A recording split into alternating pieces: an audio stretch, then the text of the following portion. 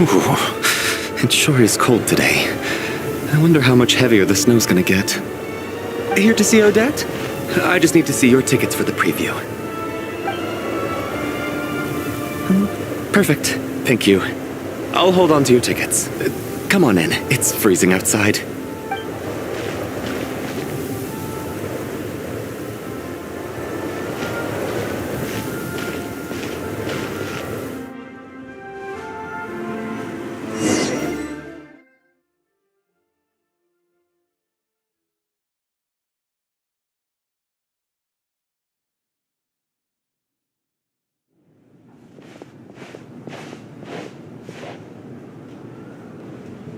I think I'll leave the Lelic question until after the show's over.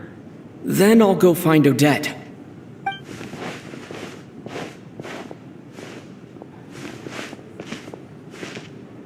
Child said he was originally going to come with Tonya. So I'm guessing Tonya's already here somewhere. Is there anyone here who looks like a Tonya? Let's see. It's a small audience. Makes sense for a preview. But wait, I do see some familiar faces. Mr. Chuganov's back again by the looks of it. Oh, and is that Mitya? And that Fatui officer, Valeri. Guess he must be playing cat and mouse with Mitya again. Oh no, it looks like the show's starting and I still haven't found Tonya. Never mind. I'll just have to take a seat for now and see if I can catch her afterwards.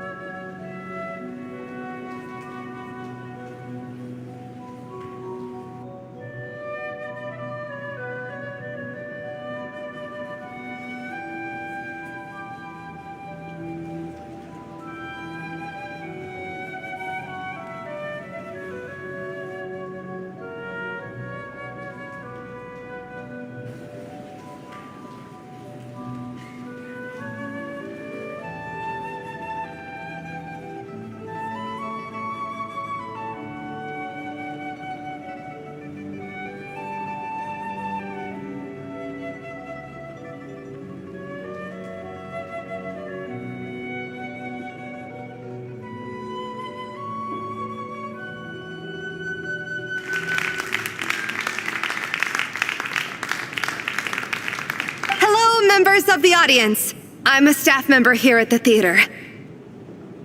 Today's performance was a very special one for us, as it marks the first attempt in a long time to revive the classic Snezhnayan ballet, Spirit Seeker.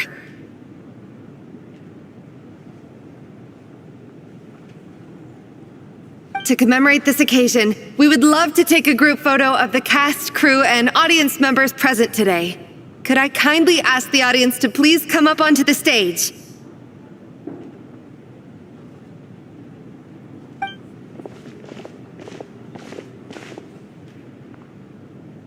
All right, everyone, huddle in a little more. Now, look at the camera. 1, 2, 3.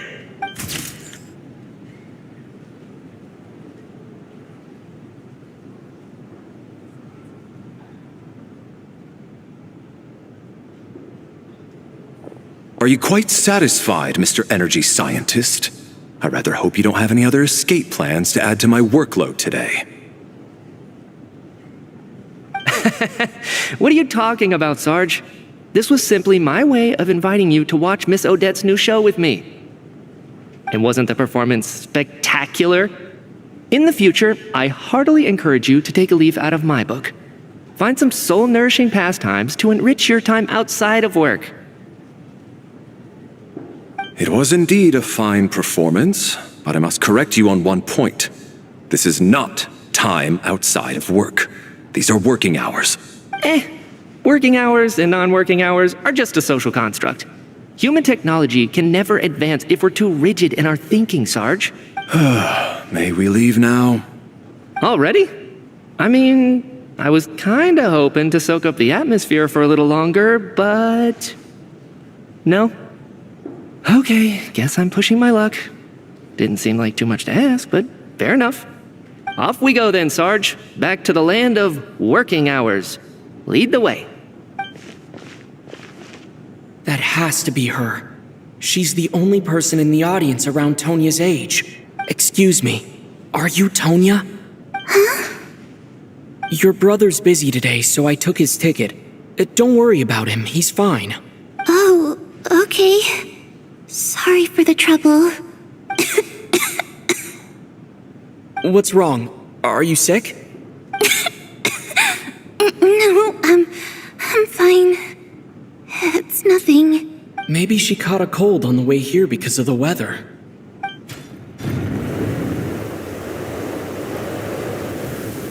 I haven't seen snow like this in a long, long time. It's most unusual. I know. It's completely white out there. You can barely see a thing. I've never seen such heavy snow in my life. Let's wait it out for now. You'd be lucky not to freeze to death in this weather, let alone find your way. Well, look at that. Maybe we shouldn't be in such a rush to get back after all. What do you think? Let's wait and see. Why do you need to take it so seriously? Fate has given us this wonderful chance to take a break. We owe it to ourselves to make the most of it. Come to think of it, there's a small inn not far from here that always keeps plenty of extra blankets on hand for guests. I know the route well. Shall I head over and borrow a few blankets? That way, anyone in a hurry can wrap up warm for the journey back. Just remember to return them next time you're over this way. Sir, there's really no need to go to all that trouble. Hey, it's no trouble at all. Wait here, I'll be right back. What a kind gentleman.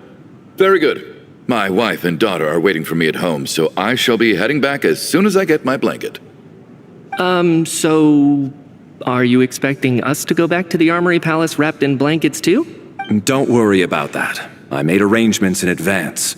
Should I not return to the Armory Palace within 3.5 hours after Operation Showtime begins, an armed squad will be sent to collect us. They will escort us back. You are one of our key military personnel, so any weather-related risks must be eliminated. Operation Showtime? So, wait. Every single time you drag me back to work when I sneak out, it's a whole official operation? I gotta say, you've really turned this into quite a moral dilemma for me. It's snowing pretty hard out there. I think you should stay here for now. You seem a little under the weather. Sure. My brother might come pick me up in a bit anyway. Time to get to work. I should head backstage and find Odette. I need to look her in the eye and ask her about Lelik. Excuse me, are you looking for someone?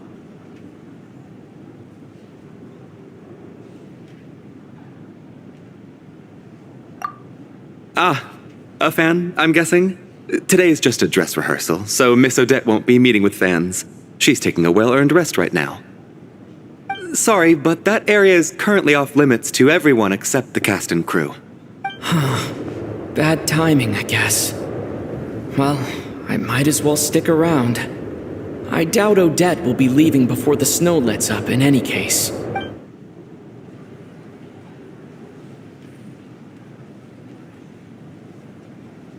What happened to the gentleman who went to fetch the blankets? How has he still not returned? I was thinking the same thing. It's still snowing very hard. Do you think something might have happened to him? Whatever the reason for his delay, I must say I hate nothing more than people who make empty promises and fail to deliver. I have to treat my employees like that on occasion, but that's different.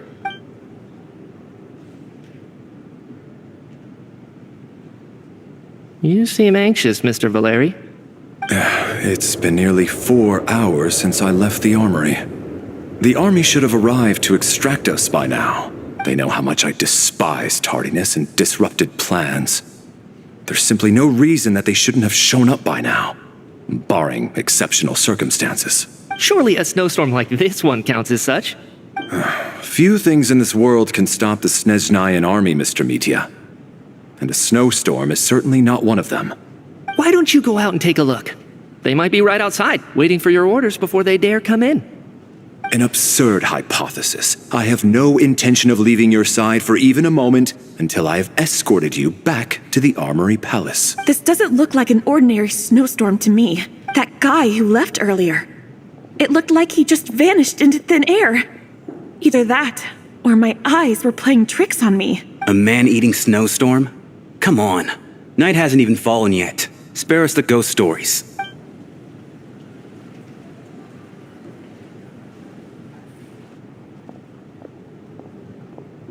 Traveler, didn't know you were coming today.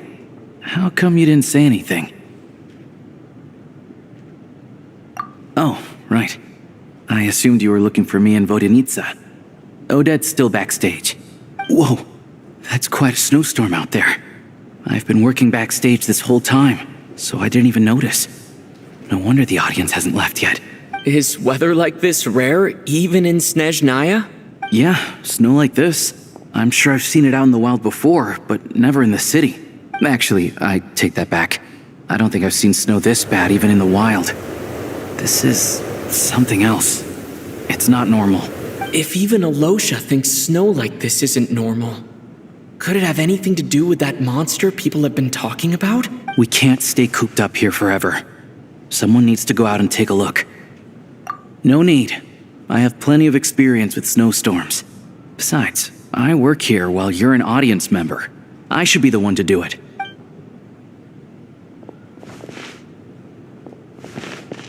Everyone by the door. Careful not to let the snow soak into your shoes. In a snowstorm, you gotta look after your toes above all else. Heading out, my man? Be careful. I've been told the snowstorm eats people alive. Thanks for the advice. I am planning to be careful. I just want to take a quick look at the situation out there.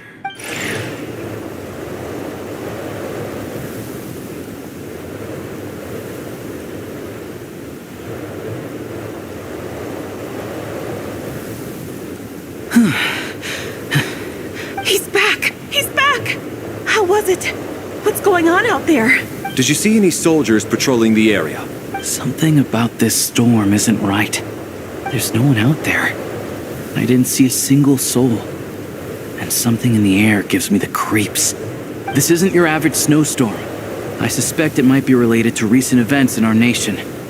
I strongly advise everyone to stay here until the snow dies down. Are you serious? So all of us are trapped here now?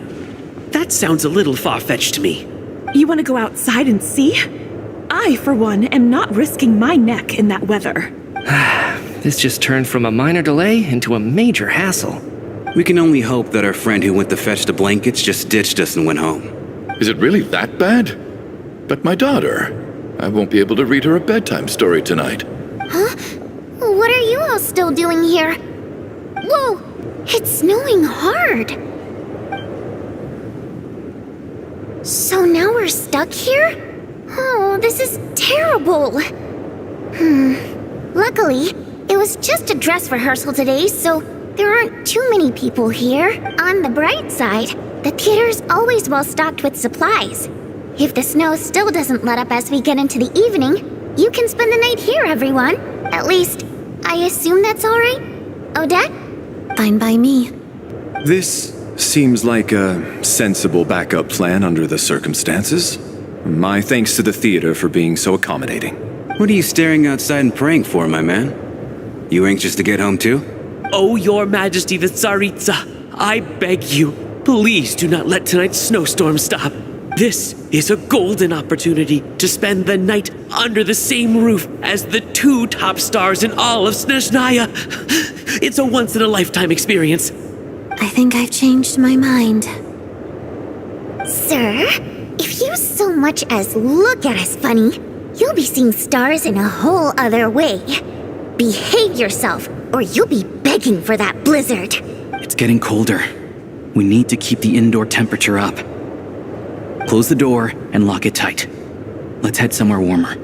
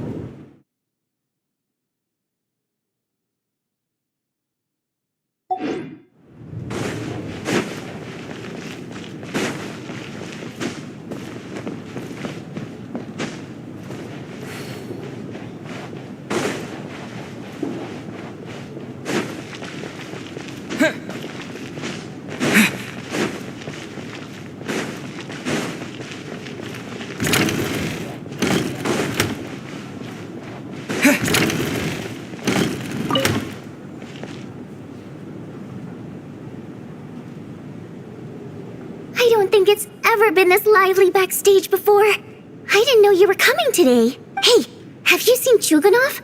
I heard he was coming today. Have you spoken to him at all? I'm with you. This could be just the chance we need. Yeah, I gotta figure out a way to coax some more intel out of him. I want to know why he suddenly changed his stance on Project Stuja. What exactly happened before the most recent VII vote? For the Rokad, or just out of personal interest? Shh! There are other people around. Don't say the R word.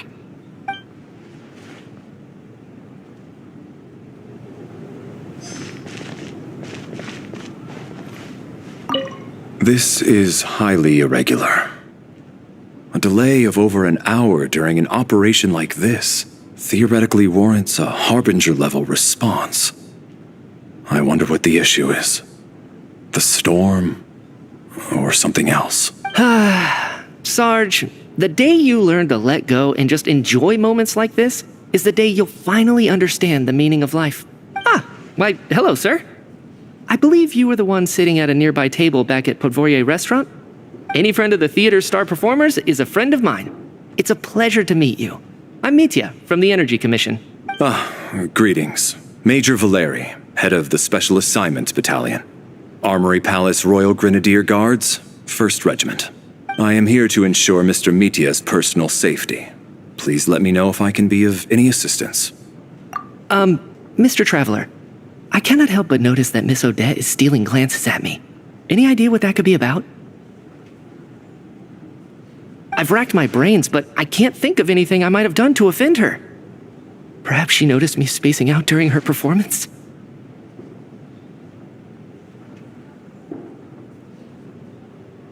What? You mean I really did do something to upset her? Well, thanks for letting me know. So, Mr. Mitya, is your work related to Project Stuja? Yes, that's right.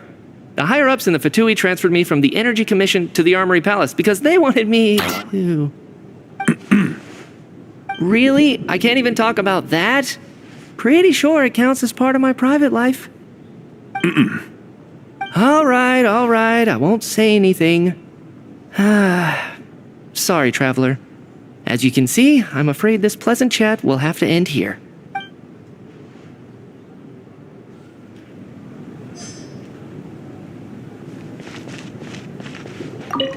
I have to say, even though today was a rehearsal and there were some hiccups along the way, Miss Odette's performance was one of the best I've ever seen, even compared to an actual show.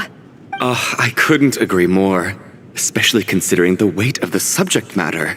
It takes a truly seasoned professional to do justice to a theme like love and regret. Do you think we were coming on too strong? Odette's ignoring us again. What about you? What did you think of today's performance?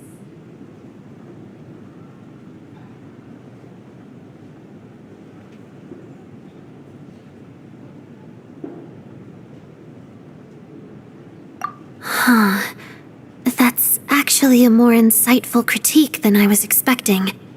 My mother would agree. She's always thought that was my biggest flaw. Maybe I need to work on making my facial expressions appear more natural. I'll make sure to save a ticket for you when the show's performance ready. This doesn't seem like the time or place to bring up the subject of Lelik. I need a chance to speak with her in private. So unfair. Talk about double standards. And now it looks like I've been spotted.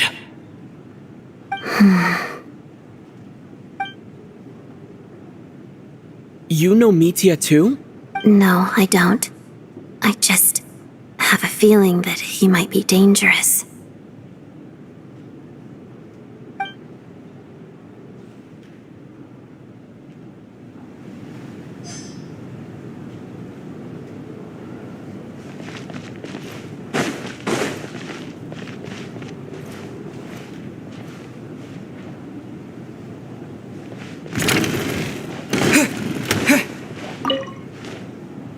And then there's the aristocrats.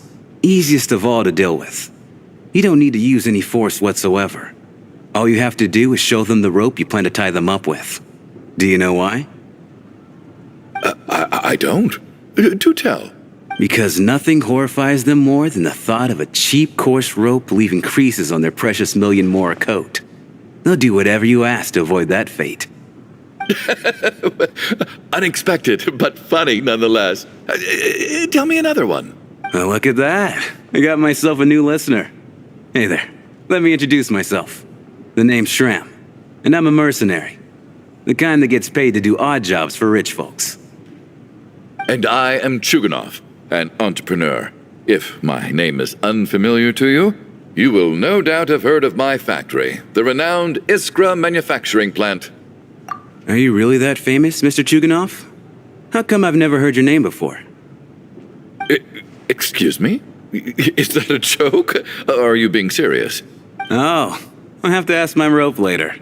He's probably tied up more entrepreneurs than I've ever heard of.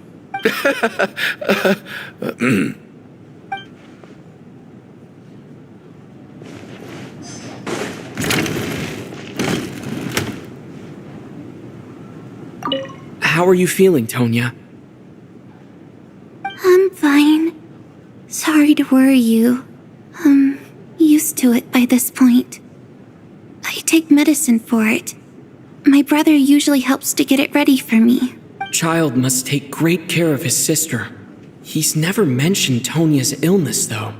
You know, I actually find this whole thing kind of exciting. Stuck in a strange place thanks to a snowstorm. Having to spend the night with a bunch of interesting characters. It's pretty cool, don't you think? Exactly. It's like one of those stories where an ordinary school trip turns into a magical adventure. I've always wanted something like that to happen in real life.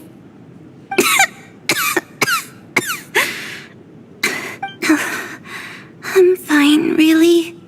Just got a little overexcited. Look after yourself. Otherwise, your brother will come after me.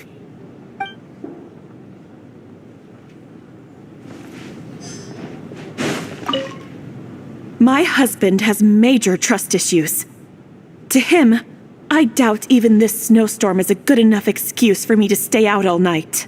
That's the price of marrying into wealth. You'll get used to it. I'm not about to stop you if you want to leave, but don't drag me along. Hello? Can I help you?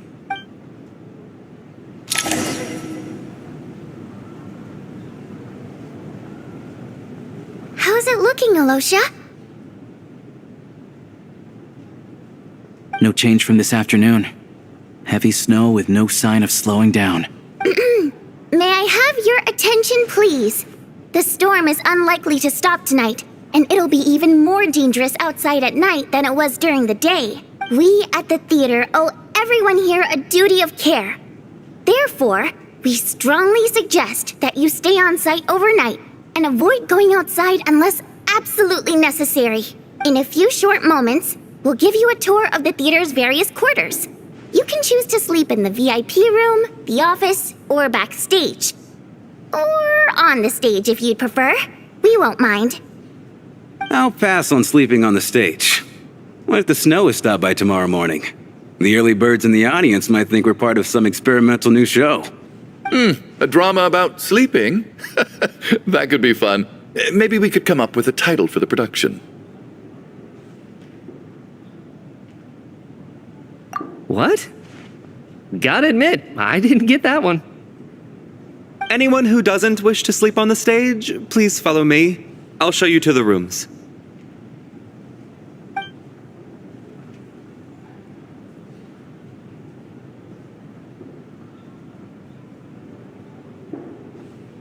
I guess I'll call it a night. Though I feel like I won't sleep very well without Paimon here. I'm sure she'll be worried that I haven't made it back yet. But as long as she looks out the window, she'll probably realize what's holding me up. I wonder if she's feeling any better yet. At least she hasn't been getting any worse. Still, I should try and get back first thing tomorrow morning.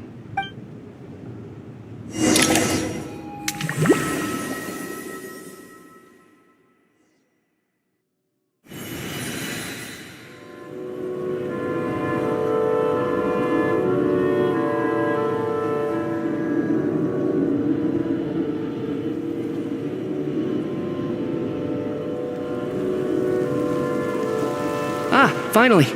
Welcome back to the world of the living, lazy bones. I was about to wake you. The black mist is almost on us. Still waking up, huh? You know, the black mist. It's been chasing us from below ever since we were born. You're just dozy. There's no way you've forgotten. Come on, let's keep heading up. Onwards and upwards is the only way to survive. Don't listen to a word those black mist cultists say. Here we go again. The endless march toward survival. What's going on? That black mist down there is creeping me out. And it's rising. Guess I should head upwards and get away from it. The black mist cultists believe that being swallowed by the black mist leads to everlasting peace. But if you ask me, they're just lying to themselves. We're the only heretics left, the only ones who refuse to give in. We have to keep going. But how do you actually know that they're wrong? Dangerous question there, Torgov. The moment your faith wavers, you start a chain reaction that ends in the collapse of your will. Put the question out of your mind. Stay strong and believe that the black mist means certain death. Okay, but it's not my mind that's the problem. My body's about to give up on me. It's already starting to falter.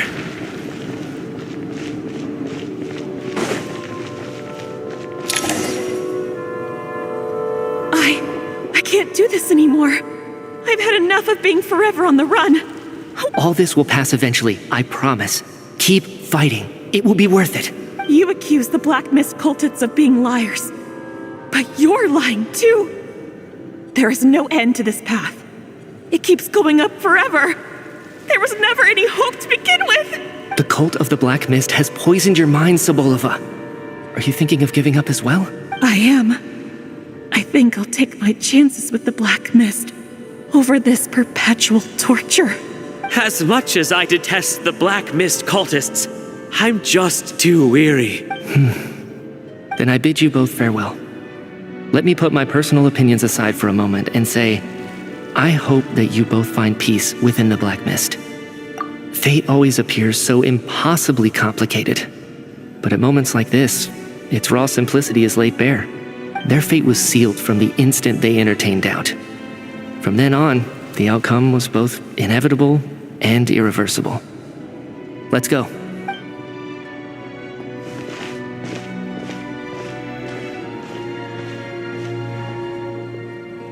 Torgov and Sobolova are gone. I never thought the day would come when even they would be swallowed by the Black Mist.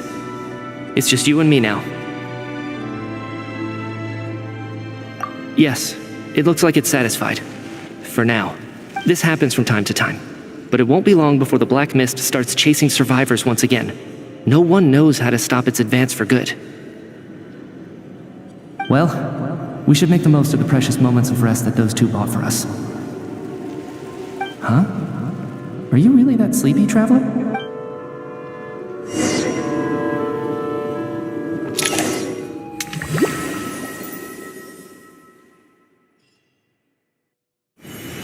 Help! Somebody, come quick! What is it, Chuganov? What's wrong? Huh? Is it morning already? What's all the commotion? Sounds like it's coming from next door. I should check and see what's going on.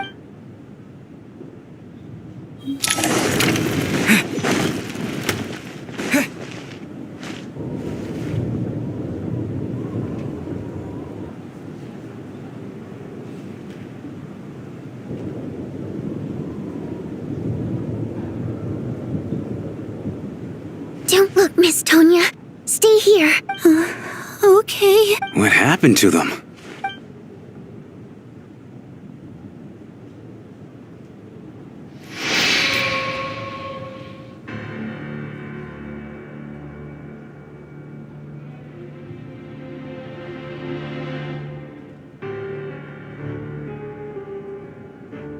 These two people have passed away.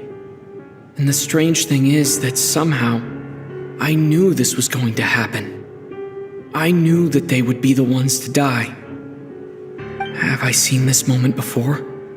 Or did I have some kind of premonition? I can't remember what it was. Let me take a look.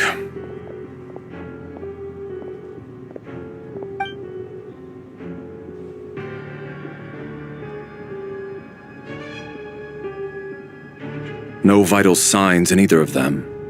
They're dead. The cause of death, however, remains unclear.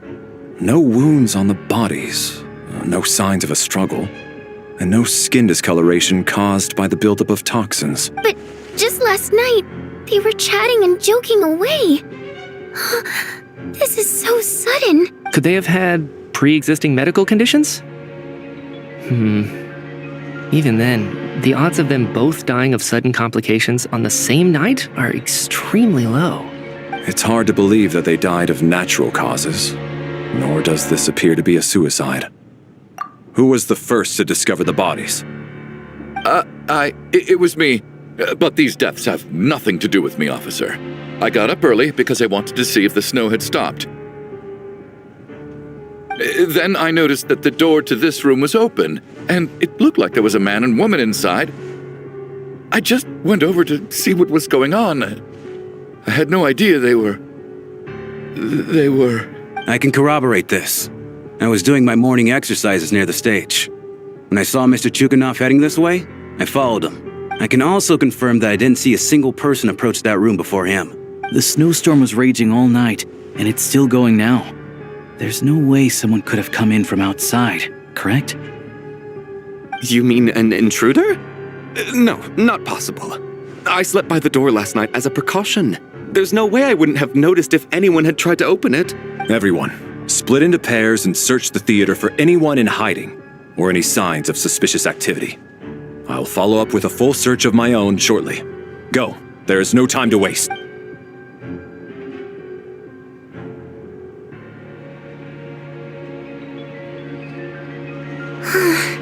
Nothing on your end either? Backstage is clear. No signs of suspicious activity. We checked the basement. Also clear. I don't think there's anywhere here that a living person could hide. Are we certain that the theater doesn't have a back door? Or any tunnel or passageway wide enough for a person to fit through? No, there's nothing like that. If people were sneaking in through some secret tunnel to avoid buying a ticket, we'd have sealed it off ages ago. I also checked the windows. All of them are locked from the inside, and there's no sign of anyone entering or leaving. It sounds like we can safely rule out the intruder theory. If anyone came in during the night in this weather, there'd be no way for them to avoid leaving footprints or water stains. This can only mean one thing. It's like one of those murder mysteries you see in novels and plays, isn't it? The ones where the killer is one of us. We can't quite jump to that conclusion just yet. Could he be right? It's hard to imagine something like that happening in real life. Set in a theater during a snowstorm, a murder takes place, and the killer is among us. It's such a classic trope that it seems unbelievable.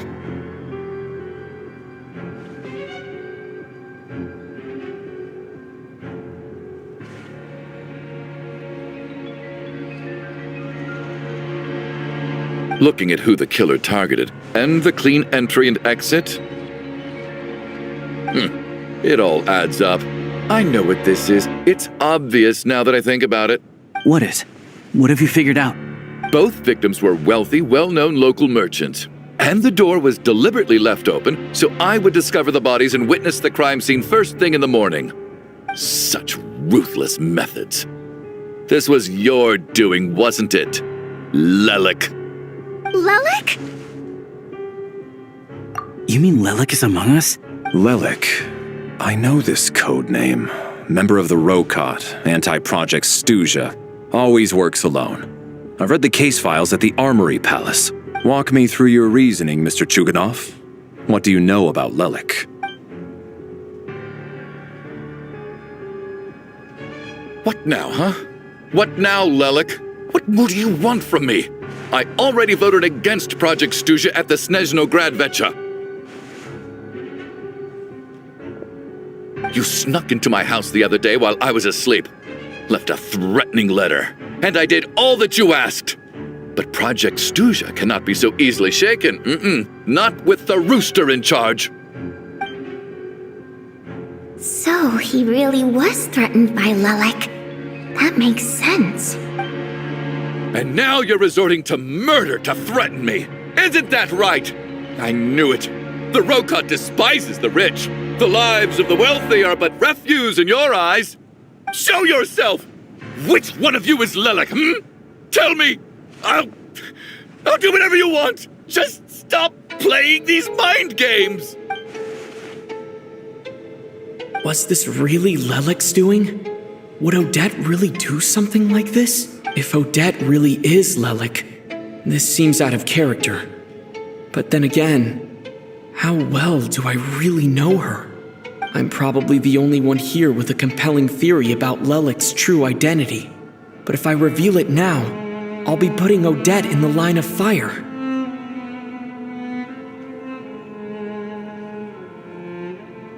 What should I do? I don't think it's likely that Lelek killed anyone. At least from the stories I've heard, he's never killed anyone before. And his name has never come up in connection with any murder cases.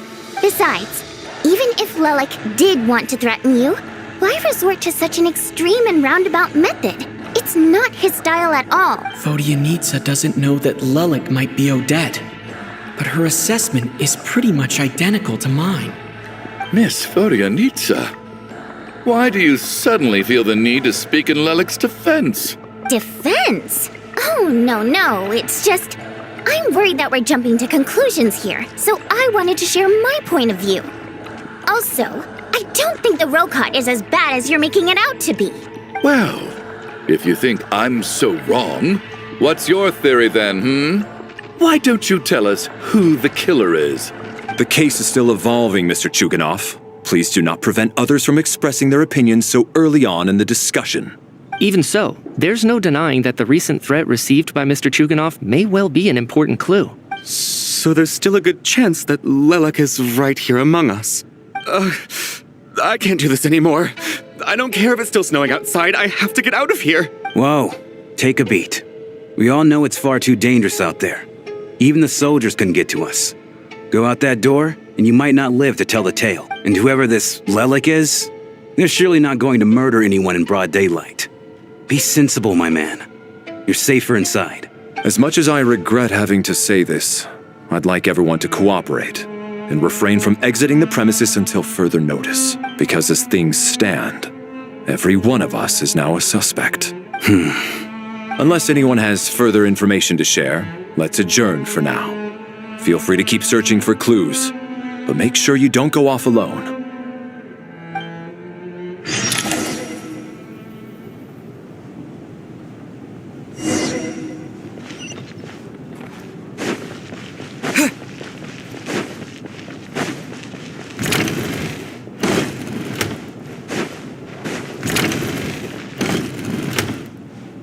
You're right, that was my bad. It was a knee-jerk reaction. I didn't think it through. Luckily, no one suspected my identity. Oh, phew. It's just you. I thought someone was eavesdropping. Since Vodyanitsa and I were on the same page earlier, I think I should share my thoughts with the Rokot members first.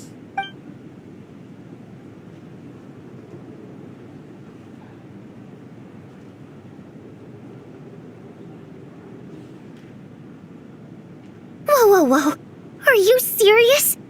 I don't know if this counts as gossip, but it's definitely on track to be the juiciest this whole year. Odette? Really? Odette? Oh God, how dumb does this make me look? Lelek has been right under my nose this whole time, and I didn't notice a thing. Actually, it's exactly what you'd expect. Sometimes, hiding in plain sight is the best strategy. And now that you mention it, the more I think about it, the more sense it seems to make. It all adds up. What are we up to now? 1, 2, 3, 4... Odette's identities. She's my coworker, specifically a ballerina, and also a Fatous, a member of the Rokot. Now, Lelek. It must be so exhausting. I just want to give her a hug. I guess since I've always known her as a member of the VII, it never even crossed my mind that she could be involved with the Rokot, let alone be Lelek. I don't understand. If she's with the VII, what reason could she have for being so opposed to Project Stusha? Probably best if you ask her that in person. Well, since you waited until now to bring this up instead of announcing it to everyone earlier, does that mean we're all on the same page here? Yeah. Lelek may not follow orders from the Rokot leadership, but as far as I'm concerned, she's never crossed the line. If anything, her actions benefit the poor. We need to confront her face to face. Do you think she'd really admit to being Lelek? I don't know. We'll have to see how it goes. For now, we'll work on the assumption that she didn't kill anyone, and see how much she's willing to tell us.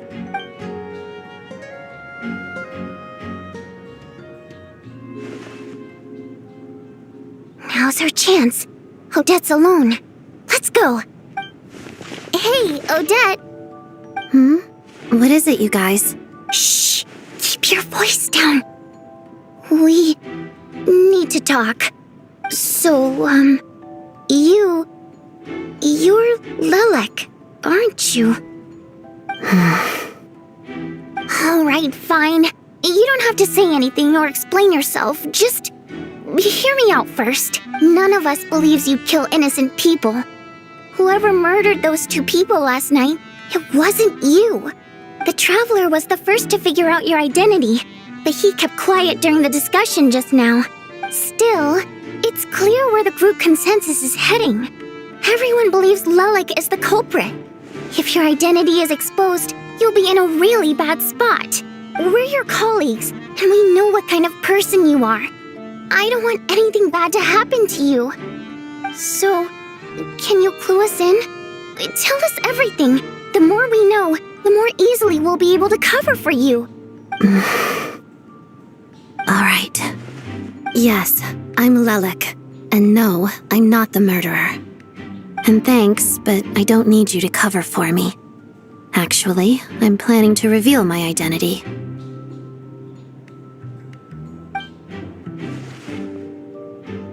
Huh? You're gonna reveal that you're Lelek? Here?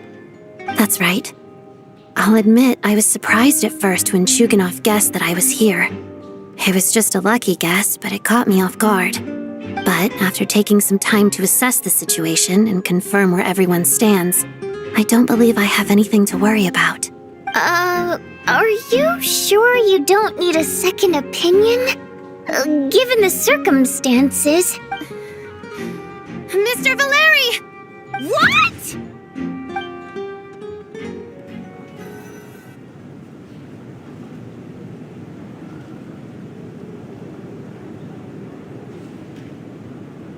So... Odette is Lelek? I don't know what game you're playing, but you've got a lot of nerve. It's just one identity. So what if it's exposed? I can disappear and adopt a new identity anytime I please. I made my peace with this when I chose to become Lelek. But more importantly, I promise I am not the murderer. Which means that someone else is. So, if anyone still insists that I did this, you'd best produce the evidence now. Otherwise, I suggest that you bite your tongue. Because if you really believe I killed 2 people without making a sound or leaving a trace, pointing fingers at me would surely only make you my next target.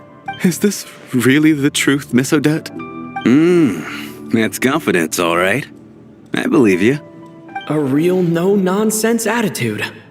I can see why Marionette said that she's on track to inherit the title of the Fair Lady. Are you seriously buying this? Hey, officer! She just admitted to being Lelek. Aren't you going to do something about this? I do have one question, Miss Odette. Why have you chosen this moment to come forward and reveal your identity?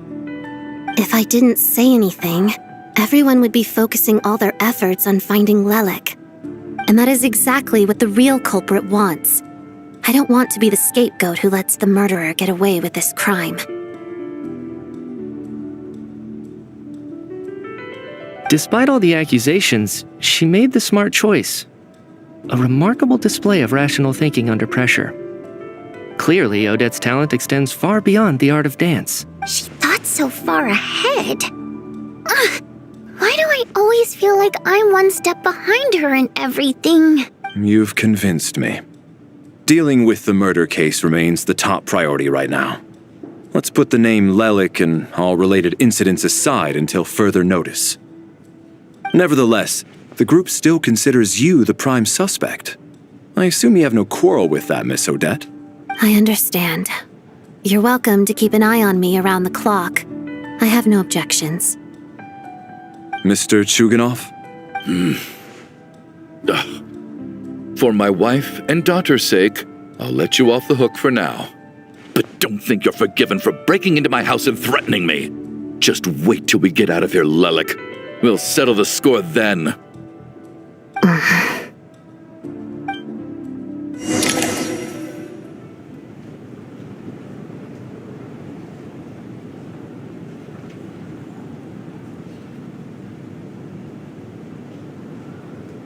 Good work, Lelik guard team. And Lelik too. Here, have some hot water. Turns out Valeri knew about my exploits. So now I've been told I have to guard Lelik with him. Shouldn't you be facing my way if you're guarding me? At the moment, it looks more like you're my bodyguards. If the true culprit is indeed still at large, as you have claimed, we must keep our guard up against them also. Don't worry, Tonya. We'll get through this. Once the snow stops, the officials will step in. The investigation will get easier, and then we'll be safe. But once the snow stops, won't everyone just leave? You're gonna miss us, huh? Well, some of us work at the theater, so we'll still be here. I'll even give you a special backstage pass. Really, Miss Vodyanitsa? That's awesome! You've made a fan for life. Aw, you're so cute, Tonya. All right, let's swear to it. I promise to give you the pass, and you promise to never change your mind about being my fan. Promise. Don't indulge her, Tonya. You don't have to swear an oath over things like that. You really do get carried away sometimes, don't you, Miss Vodyanitsa? Hey, mind your own business.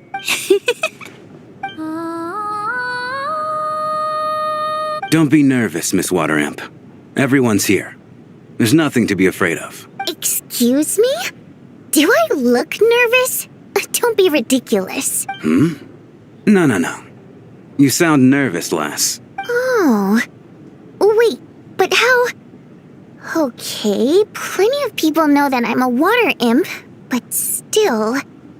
How come you understand our primary mode of expression? Primary mode of expression. I've not come across that concept before. Do enlighten me, Vodyanitsa. Well, it's just... We water imps tend to communicate our emotions to each other by singing rather than facial expressions. The emotions we convey through song take precedence over our facial expressions. So, we think of it as our primary mode of expression. I'm impressed, Shram. I didn't take you for a man of culture, but you're clearly rather learned. It's not about being cultured or not. The thing is, this mode of expression can usually only be understood by other water imps. It's not a simple case of a song sounding happy or sad. And yet, you're clearly human, Mr. Shram. It's really not the big deal you're making it out to be. I think I just have a knack for it. Plus, I have a... very close friend who's a water imp. A delightful lady. But keep that a secret. Anyway, we spent so much time together that before I knew it, I noticed I could understand her expressions. Oh, I guess that makes sense. Still, the fact that you have a water imp friend is even more surprising. I'd better watch what I'm singing when I'm around you from now on. Hey, what are you implying? You're not secretly insulting the audience in your songs, are you? Heavens, why would I do a thing like that? It's getting late. We should discuss our sleeping arrangements for tonight. To guard against the killer, someone needs to keep watch. I suggest that we don't sleep in separate quarters tonight. It will be safer if we all stay together. As long as someone keeps an eye on Lelik, I'm quite sure we won't have any trouble. Are you saying that you wish to bet your life on Miss Odette being the killer? Nonsense. Of course not. Then I propose the following arrangement for tonight. The Traveler, Odette, and I will form the Night Watch. We'll sleep in shifts, but 2 of us must be awake at any given time. An excellent idea. This allows us to handle the night watch while also keeping an eye on Lelik. Meanwhile, the rule of taking shifts in pairs resolves the other issue. Namely that we can't necessarily trust the Traveler or Valeri either. I expect that plan took you quite some time to come up with, didn't it? Actually, our field combat manual outlines a similar approach. Although the scenario there involves guarding prisoners overnight during field operations. That being said, I must clarify that I harbor no disrespect towards you personally, Miss Odette. In fact, Lelik's numerous covert operations make fine textbook examples for military agents. I care less about respect and more about the fact that you just robbed me of 2/3 of my sleep tonight. I'm calling dibs on being the first to rest. Good night.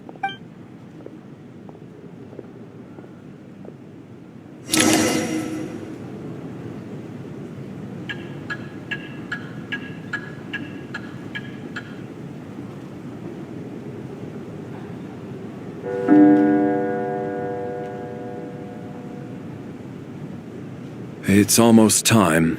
We should wake Odette. How are you faring? Oh, not going to argue with that. I'll take a quick nap. If you start to feel sleepy, wake me up any... It's finally time for Odette and I to share the night watch. I should wake her up.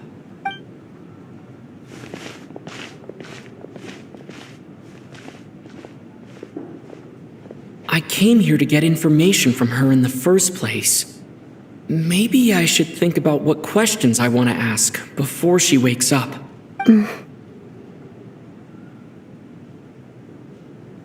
How long are you gonna keep staring at me? Couldn't sleep.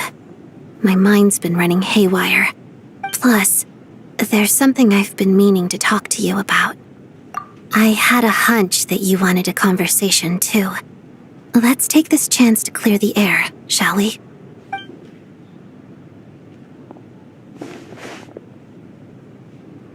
I just had a simple question for you, really. It's, Rosaline. In her final moments, did she have any last words or anything?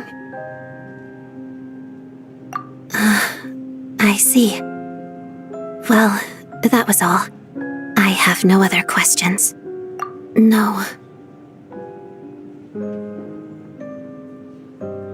She was utterly ruthless in pursuing her goals. That kind of person should be hard to miss. And yet, even though I never approved of her methods, and she was an abrasive person, the fact remains that I am indebted to her. Oh, she told you. I guess that makes sense. I think she and Rosaline were on pretty good terms. Yes, Rosaline wasn't the kind to gossip about this sort of thing. Not that it's any huge secret to me, though. When I was a child, I had to join the Fatui for the sake of my mother and me. I trained under Rosaline. It was extremely grueling, and it didn't exactly come naturally to me. All I could do was try to ignore the biting cold and practice. I was a newcomer who'd managed to make a good first impression on a harbinger. There was pressure to live up to her expectations, to be worthy of the fair lady's reputation. Every day was a struggle against the cold, pain, and fatigue. And most nights, I struggled to fall asleep. After enduring all that, I've become almost immune to the sensation of pain. I suppose that was the cost of survival.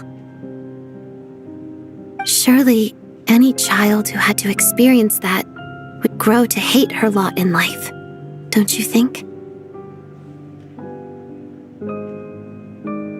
So, I put an equal amount of effort into my ballet, because in my young mind, that was the only way to defy my fate. It was my way of telling her, the Fatui's demands and your expectations of me are not what I wish for. One day, I will leave. I think she probably blamed my poor performance in training on my passion for ballet. She knew my heart wasn't in it. One time, when I was secretly practicing a dance at night, she suddenly showed up. I knew she was there to catch me red-handed. I told her, "You don't deserve to watch the dance I learned from my mother." She looked stunned. I guess she was surprised that I lashed out first, before she had the chance. But strangely enough, on that occasion, she wasn't fierce with me like she was during training. Instead, she fell silent for a moment, and then left. After that, she never interfered with my dancing or asked me how it was going. She never came to watch me dance again either. Not even once. She was. But even now, whenever I take out this core Ignis, I can't help but think of that night. Of the look on her face. Sort of. Although gift might be too kind a term. This is her flame sealed within ice. A symbol of her favor, yes, but also her way of keeping an eye on people. She knew the location of every piece of core Ignis. If any recipient started acting suspiciously, she'd be on to them immediately. Trust her to make even a mark of approval feel suffocating. So, when news of Rosaline's death reached Snezhnaya, many people immediately crushed their core Ignis. It gave them a profound sense of relief, like they'd broken free from her shackles. But I kept mine. With my sensitivity to pain being as dull as it is, the warmth from this core Ignis is one of the few things I can still feel clearly. I still wonder, did she really come to stop me that night? I wasn't sure, but I was scared, so I said some really awful things. I guess she didn't leave anything behind. Not that I expected her to. It's fine. It's just a bit of a shame that we couldn't settle our differences before the end. She did. Are you sure she was talking about this event?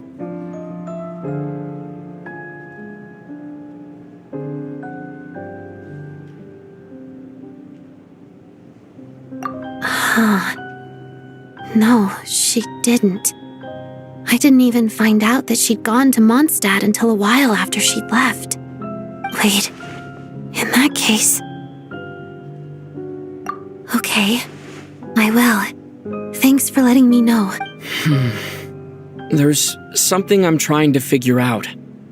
I'm beginning to suspect that Paimon's mystery illness is being caused by the energy research behind Project Stuja.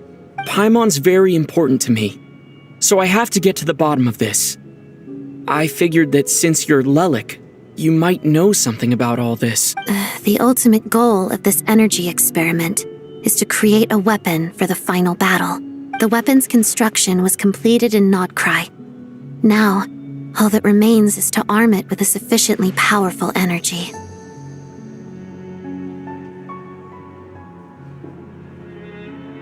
Yes, the weapon's development and all the related experiments are overseen by Lord Piero, the Jester, and the lab is located deep within the Armory Palace. I'm not sure why this experiment would be making Paimon feel unwell, though.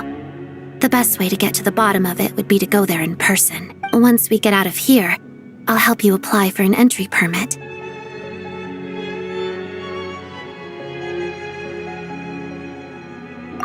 I'm hardly the organization's proudest member, as you know. You answered my question about Rosaline. I want to do you a favor in return. It's that simple.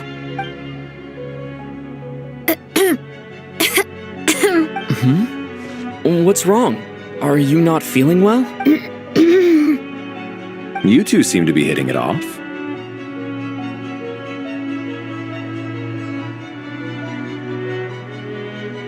I thought you were sleeping. Of course I was. In the military, one learns to fall asleep quickly, even in the most inhospitable environments. It's vital to staying alert and energized. Why? Is something wrong? Even if he was awake, he can't have overheard us, right? Well, thank you both for keeping watch. Traveler, I'll take over for now. It's your turn to get some sleep. Sure.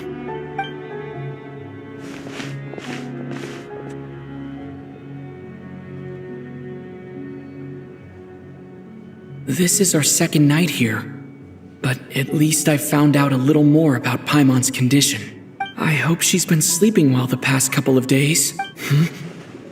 Why do I feel like I'm being watched? Seriously? Is this payback for when I stared at her earlier? But I thought she was asleep. Never mind. I'd better try and get some sleep myself.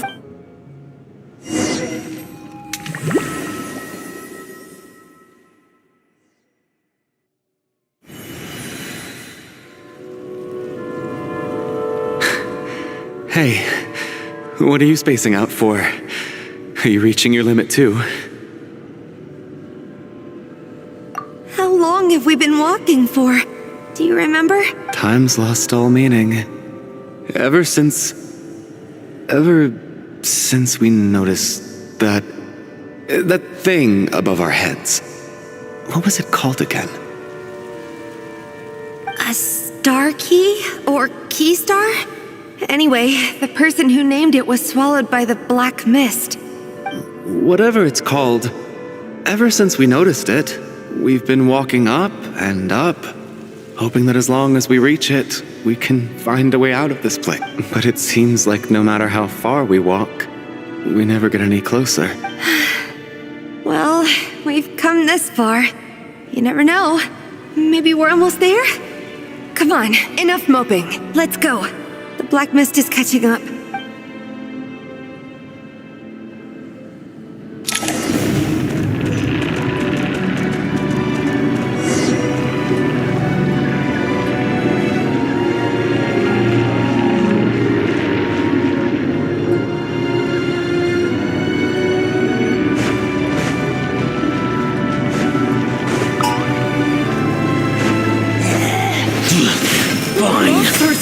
Watch out! Not again! I've lost count of how many times we run into them. Be careful. Oh, I'm back!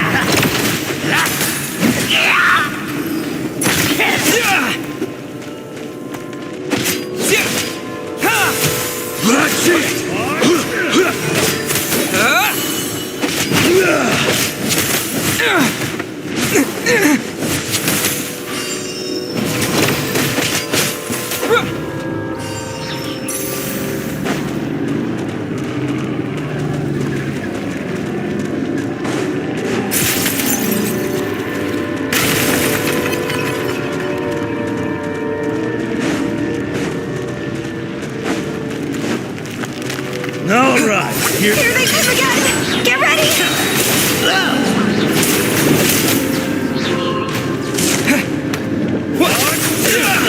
Backup is here. Having second thoughts? Fighting frog! Gotta.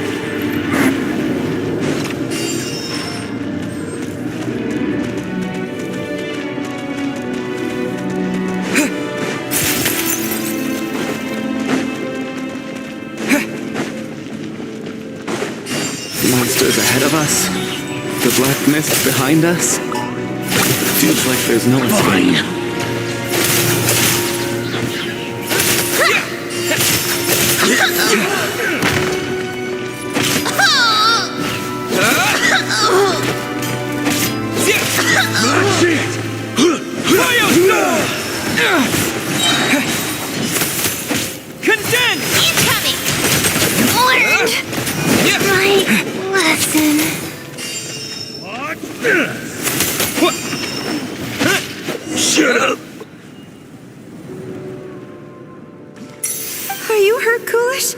No, I'm fine.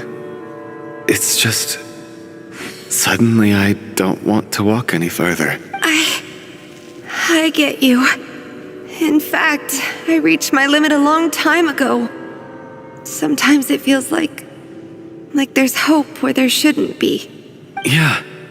The hope that the star gives us is the only thing keeping us going. But I'm not sure it's real at all. It may just be a collective illusion. Otherwise, why would it always be out of reach?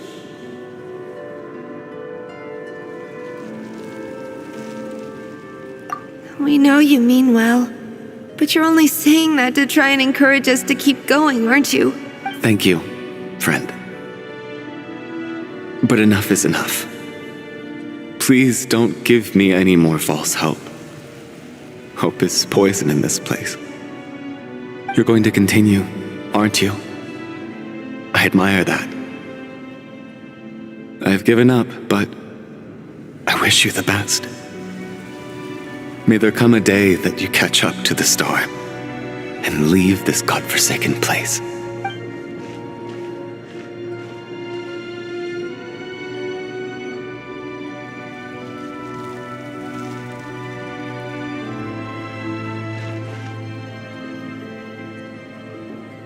It's not an illusion. We really are getting closer to the star.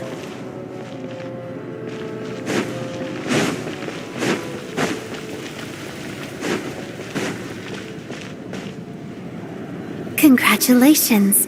You're the first person to make it here.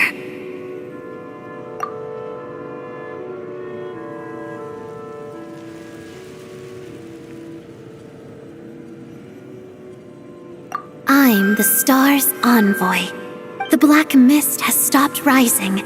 Its hunger is satisfied for now, having devoured your two companions. This is a good opportunity.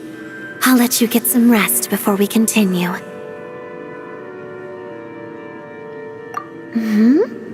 What do you mean, leave? This star represents the starting point.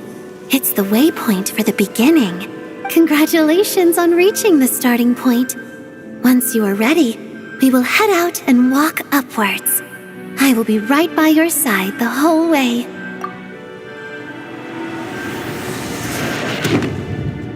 Huh?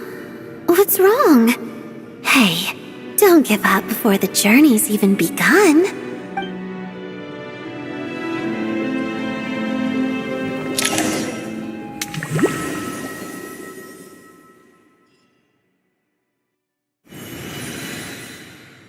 Rampana! Rampana! Is that Vodianitsa's voice? What happened? Coolish, wake up! Please wake up!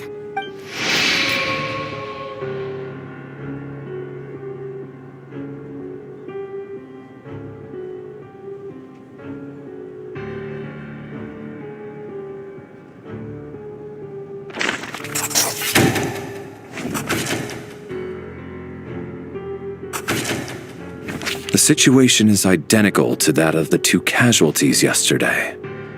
We cannot ascertain the... At least there are some elements that we can rule out this time. They slept on the stage with everyone else. So I suppose the surrounding environment can't be a relevant variable.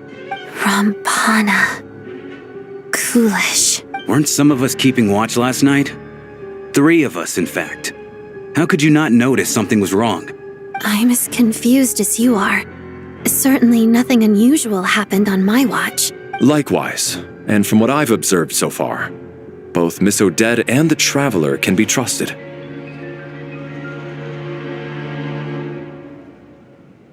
To be honest, I didn't get a wink of sleep last night. I couldn't help but think I was the target, so I just laid there with my eyes closed. I heard the Traveler and Lelik chatting, but otherwise I don't recall hearing any commotion during the night. Me too. I didn't want to wake everyone up, so I was concentrating hard, trying not to cough. I hardly slept at all. If anything had happened, I'm sure I would have noticed. Then, what could possibly be causing this? Once was bad enough. I can't believe it happened again. I worked closely with Rampana and Coolish for so long. I never imagined that one day they'd... And on the stage of all places... Florianitsa. 4 victims in just 2 days. And we still don't have a single lead. I need to get to the bottom of this as soon as possible. And above all, keep Tonya safe. I'd never be able to look Child in the eye again otherwise. Still snowing? Yes, I just checked. Still no sign of anyone outside either. So we only have ourselves to rely on. If you ask me, this killer can clearly strike whenever they please. The Night Watch was a useless endeavor from the start. Lelik must be an expert in poisoning. Clearly she used some poison that can't be detected on the corpse. Here we go again. Listen, I was already thinking to myself last night, was Lelik's reason for revealing her identity the real story? Well, now I have my answer. It most certainly was not. She's been playing us for fools. You get off on this, don't you? Revealing your identity, only to carry on with your killing spree? That's a hideous thought. One that only a hideous mind like yours could dream up. How dare you! That's enough! Yesterday, you named Lelik as a suspect because the victims were both wealthy merchants. Lelik might have had a motive then. But today's victims were just ordinary people. Not to mention that they were colleagues of Odette and mine. What reason would she have to murder them? Let me guess. Just to scare you? Who knows? Maybe you don't know her as well as you think. I implore you all to ask yourselves, how many people are there really in this world that have what it takes to kill another person? Not many, I'd wager. Lelik is well known to be a ruthless operator, and now she has revealed her identity. How could it be any more obvious? Everything you've said so far is still just conjecture, which doesn't constitute a concrete lead. You need to back up your claims with some evidence. How can you defend her, officer? What did she say to you while you were on night watch? Maybe I shouldn't be so surprised. You military types are always colluding with criminals to target the rich. All so you can get your grubby paws on our hard-earned fortunes, then tell us to fall in line. The Fatui, the Druzhna, and the Rokot. Thugs, the lot of you. Don't you dare! Sir, but you were the one who told us not to stop other people from expressing their opinions yesterday. 4 people have already died. Only yesterday I was chatting with Mr. Coolish. Then we woke up in the morning and he's... Turning against one another is the last thing we should be doing right now. Little girl. Even if Mr. Chuganov is a puffed-up, pig-headed windbag who doesn't have a clue what he's talking about, he's still one of the victims here, isn't he?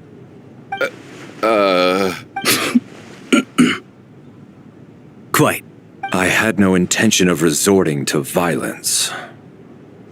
But you're right, Miss Tonya. I ought not prevent him from speaking his mind. In any case, I believe Mr. Chuganov has calmed down a little now. We may resume our discussion. I don't think there's any need for that. What is there to discuss?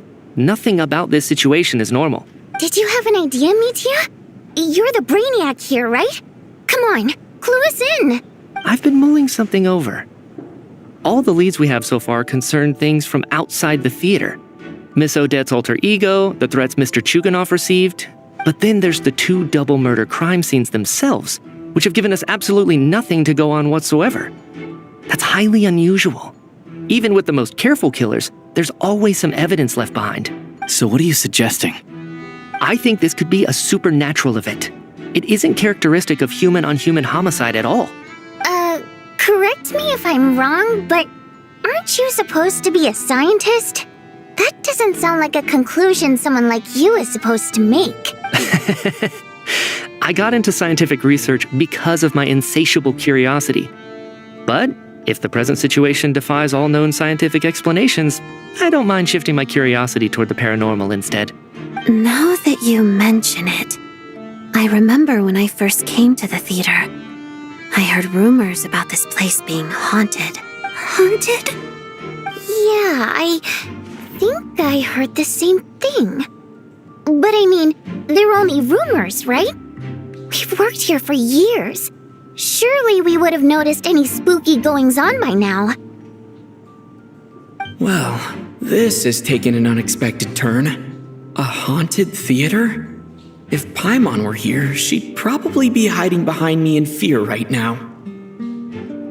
Why don't we take this opportunity to look for clues again with a more open mind? Maybe a different perspective will help us see something different. Very well. Whether it's criminals or ghosts we're looking for, the same rules apply. Everyone needs to tread carefully. I'll move the bodies into the same room for now.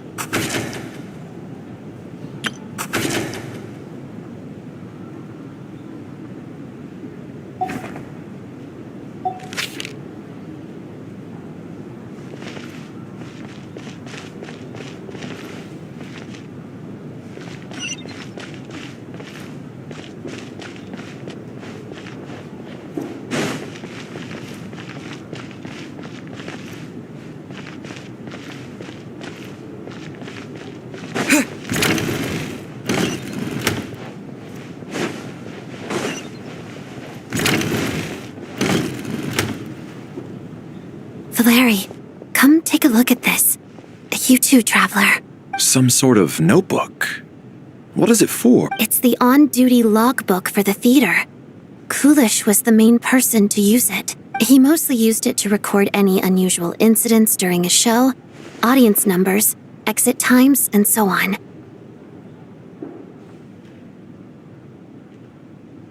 Yes, he'd always have this logbook with him when he checked tickets at the entrance. This should confirm a lot of key details about the recent show. So, if I... Yes. The number of people. I've checked and double-checked, but the numbers just don't match what's recorded in the logbook. Apparently, we have an extra person among us. Are we certain that logbook is accurate? Could someone have sneaked in without buying a ticket or something? Unlikely. Coolish took his duties very seriously. I've rarely seen any errors in his work. Not to mention that this was a dress rehearsal, meaning smaller audience numbers and tighter ticket restrictions than usual. Everything would have been well within his control. We no longer have our tickets with us, do we? They got collected on entry. I assume there's no way we can check them again. Unfortunately not. The theater recycles tickets. Once people are in the door, they don't tend to leave until the show ends, so we collect the tickets at the point of entry.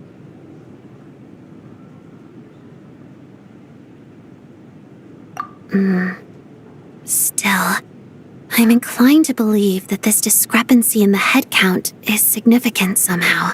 Did an extra person just materialize out of thin air?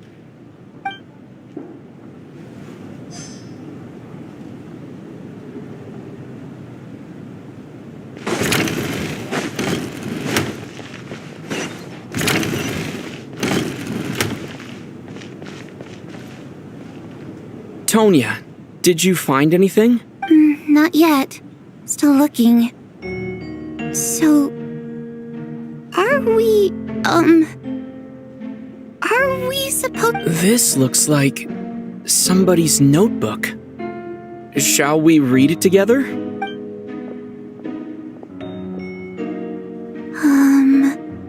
Well, it doesn't look scary or anything. So I guess it should be fine. Alright, let's read it together.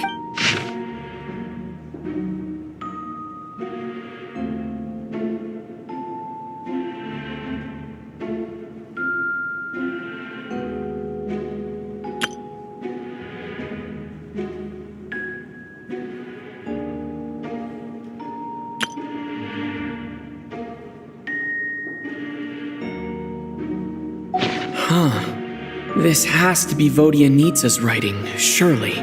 Maybe it's a little rude for us to peek at this. I feel like I just read someone's secret diary by accident.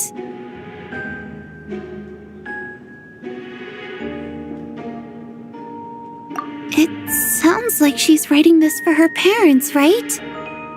I don't understand. Why put this stuff in a notebook instead of mailing it? Because her water imp parents belong to the aristocracy, who were driven out of Snezhnaya by the Tsaritsa long ago. And now they live somewhere new, where the postman can't get to. We're sorry! It's fine. My fault for not storing it properly. I can't leave things lying around and expect them to get ignored when everyone's scouring the place for clues. Alright, give me my notebook back. I'll take over the investigation in this room.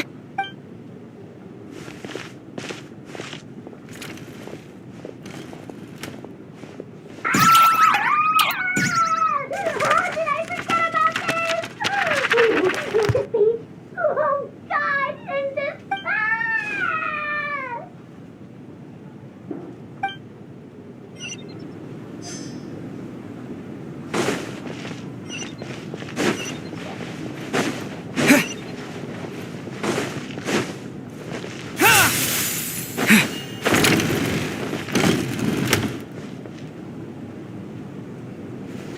Traveler.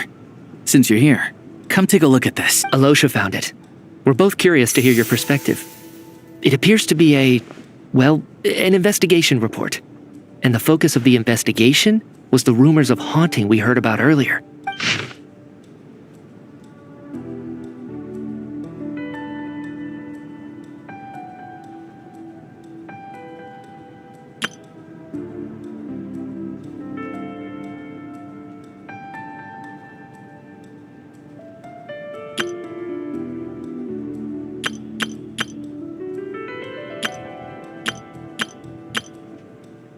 An investigation report, huh? Looks quite old. This person's name looks to be of Sumeru origin to me. Was the investigator from Sumeru? The theater manager must have hired an investigator once specifically to look into this issue. But it doesn't look like anyone ever looked at the report.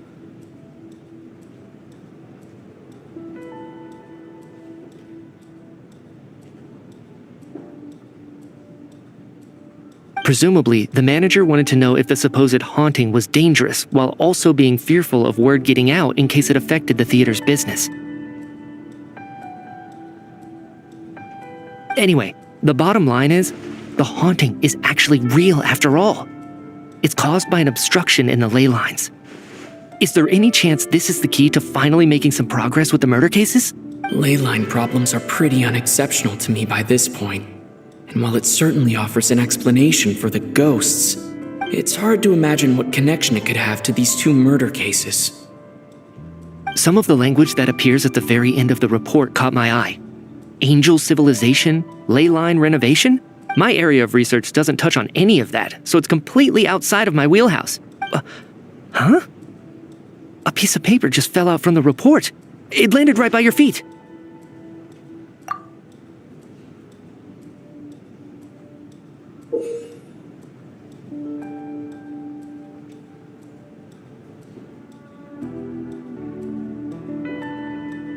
How unnerving. It was tucked inside the report, so it must be a note left by the author. Death is near. Is that supposed to be what's going on here? With us, in the theater? But if so, how did the author foresee it? Could he predict the future somehow? Maybe things are more complicated than we thought. No, wait a second. If we take the report and the note at face value, they completely contradict one another. The report definitively concludes that the hauntings in the theater are harmless and cannot affect the real world. But the note seems to be warning of potential danger. The question is, what exactly does the note mean by death?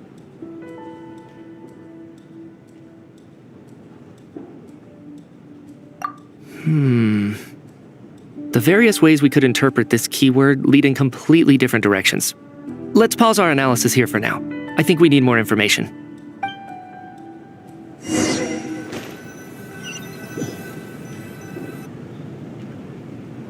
If we take all this together, it's not impossible, is it? If anything, it's the natural conclusion. Oh, I beg to differ. This sounds to me like a product of a researcher's vivid imagination. And perhaps it's because I'm still viewing this through the lens of a typical murder investigation. But still, I'm struggling to be persuaded by your theory. Does it really sound that far-fetched? Alright, well, let's treat that as speculation for now. I do agree with what you've said, so let's go with your idea for now. Good. Okay, now that we finally have some meaningful leads, I think it's time to reconvene. Let's get the others.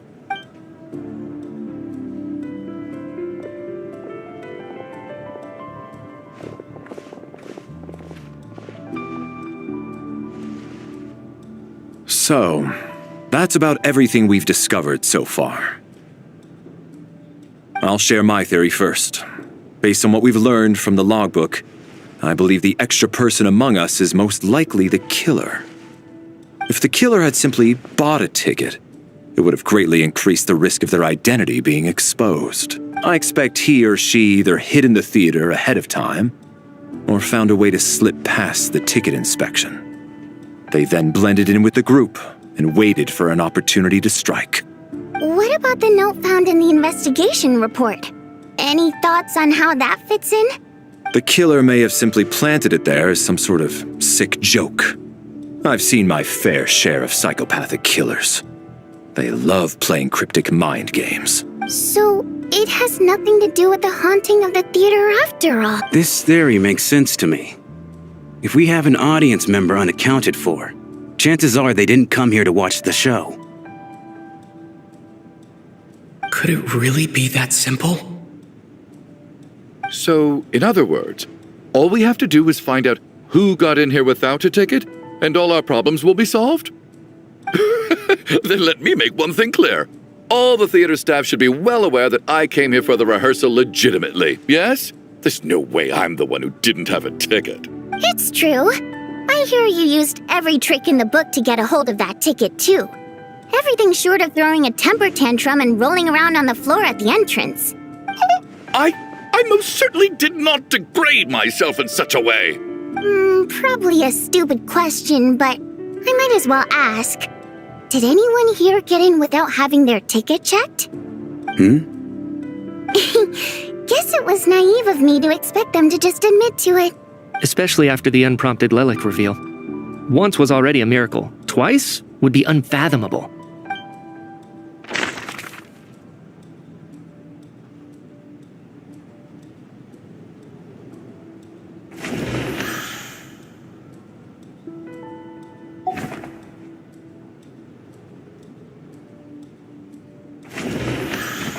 Valeri came to the theater to catch Mitya.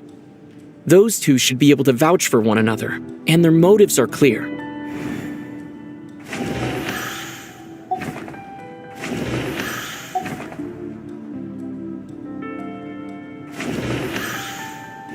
Sounds like Chuganov went to a lot of trouble to get his ticket, because everyone at the theater knows about it. Tonya received her ticket the same way I did. I assumed...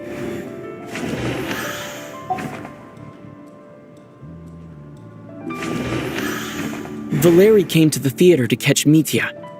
Those two should be able to vouch for one another, and their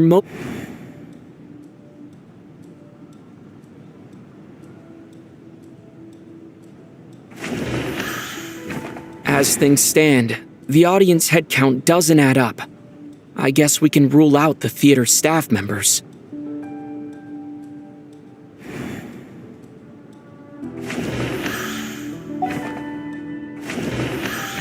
As things stand, the audience head count doesn't add up. As things stand, I got my ticket from Child. It was all above board and my ticket was checked at the entrance, so there's no way.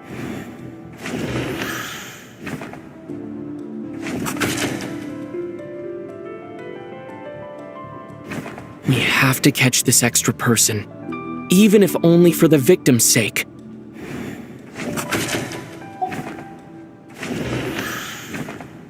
I don't believe any of us here knew Shram before all this.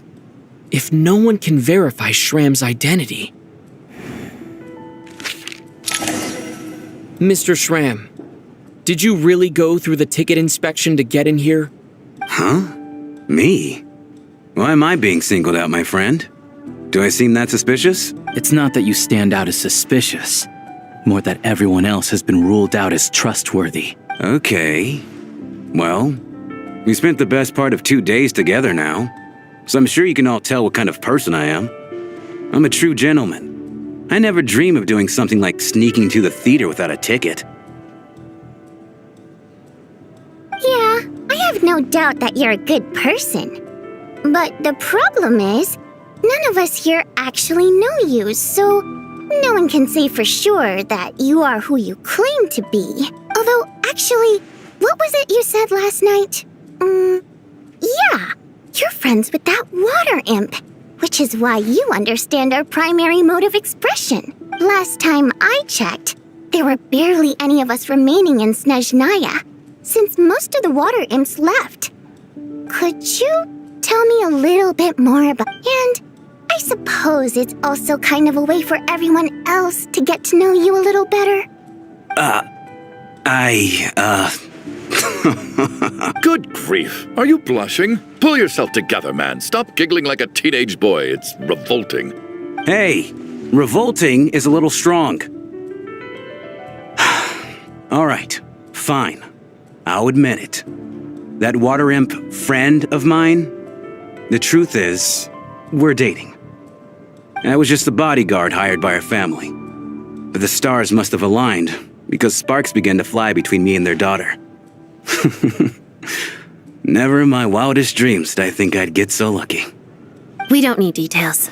Just get to the point. Okay. I'm just a little hesitant to reveal her name, that's all. You know how it is. These are delicate times. Even with me to protect her. If word gets out that she's dating a human, both the Fae and human factions will give her a hard time. Really? Wait, no. That can't be. Huh? Shram, what the devil are you talking about? Why is everyone looking at me like that? Surely you can understand where I'm coming from. Delicate times? Factions? Yes. You know, the Civil War. Last time I checked, the Fae and the humans were still at each other's throats. If I'm not mistaken, the last significant civil war in Snezhnayan history was over 400 years ago, when Her Majesty the Tsaritsa had just taken the throne and was consolidating her reign. What do you mean, 400 years ago? What's going on here? Is Shram from the past? All right, Mr. Mitya, you win this round. As far-fetched as it is, it appears that your theory may be correct. I'm just as amazed as you are. I didn't even believe it myself, to be honest. Is someone going to explain what's going on here? From the look on your face, you figured it out too, haven't you, Traveler?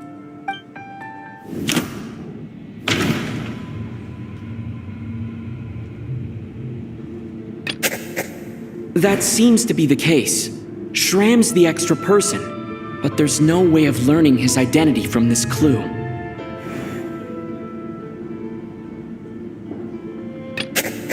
Vodianitsa's private letter touches upon the history of the Water Imp aristocracy's exile, but reveals... No, the truth lies within the clues we've already discovered. The theater's ley lines have been modified to block souls within its grounds from returning to them. Some souls can even wander this place forever. Mr. Schramm's statement proves he is from hundreds of years ago. And according to the investigation report on the theater hauntings, Mr. Schramm is very likely a lost soul wandering the theater.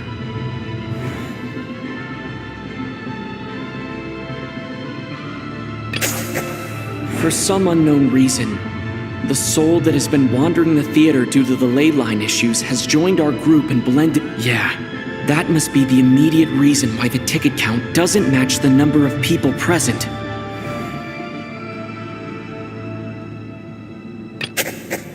The death of those victims is an irrefutable fact. It is the outcome of whatever's going on here. What we need to do now is find the truth within this information. The contents of the investigation report have been verified. There are indeed ley line issues and wandering souls in the theater. Death likely symbolizes the deceased. Mr. Schramm, for instance, death is near. That must mean that there's a dead person in our midst. That's the truth, isn't it? Yeah, the logic is clear now. The investigation report said that there would be souls stuck wandering around the theater because the ley lines were cut off. Mr. Schramm must be one such soul who died in the theater a long time ago. In which case, that also makes him our extra person. So when the note said death is near, it must have been referring to death as in the deceased, people who died a long time ago. Someone who died a long time ago. In short, there's a dead person among us. The extra person we've been searching for is a ghost from the past. You mean I'm a ghost? No. Don't make jokes like that, my man. There must be some mistake. But even if I was dead, I know for a fact I didn't kill anyone these past 2 nights. Yeah, even if all that's true, the report also said the souls inside the theater can't affect reality, right? They're harmless. Then what if the problem isn't the souls at all, but the ley lines themselves? The ley lines have a powerful ability to attract and devour souls. Let's say that the ley lines are like a black hole, constantly seeking to engulf souls. But the souls that don't want to return are trying to avoid being sucked in. Why does this analogy sound so familiar? What happens when the black hole can't achieve its goal? I'm only speculating here, but what if it ended up swallowing innocent souls by mistake? Or intentionally taking other souls to compensate? That could explain why we weren't able to determine a cause of death. If you're right, and their souls were devoured by the ley lines, it does make some sense. It does seem to explain a lot of the things we couldn't make sense of. Does that mean it's true? Except there's no concrete evidence. Mitya is relying on a lot of logical leaps. Still, it seems like the best explanation we have under the circumstances. All right, so how could Schramm not know that he's dead? Seems a little unlikely that he hasn't noticed anything unusual even after several days interacting with us. On the contrary, it's perfectly normal for a soul to wander the theater for centuries without questioning their existence or reason for being there. It's simply what's natural for them.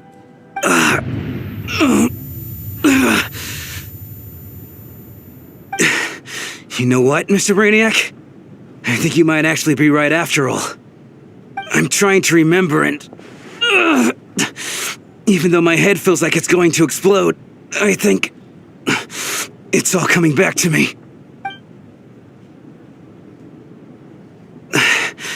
I was the one who didn't want to remember my own death, so I forced myself to forget. Well, I'm sure those are painful memories.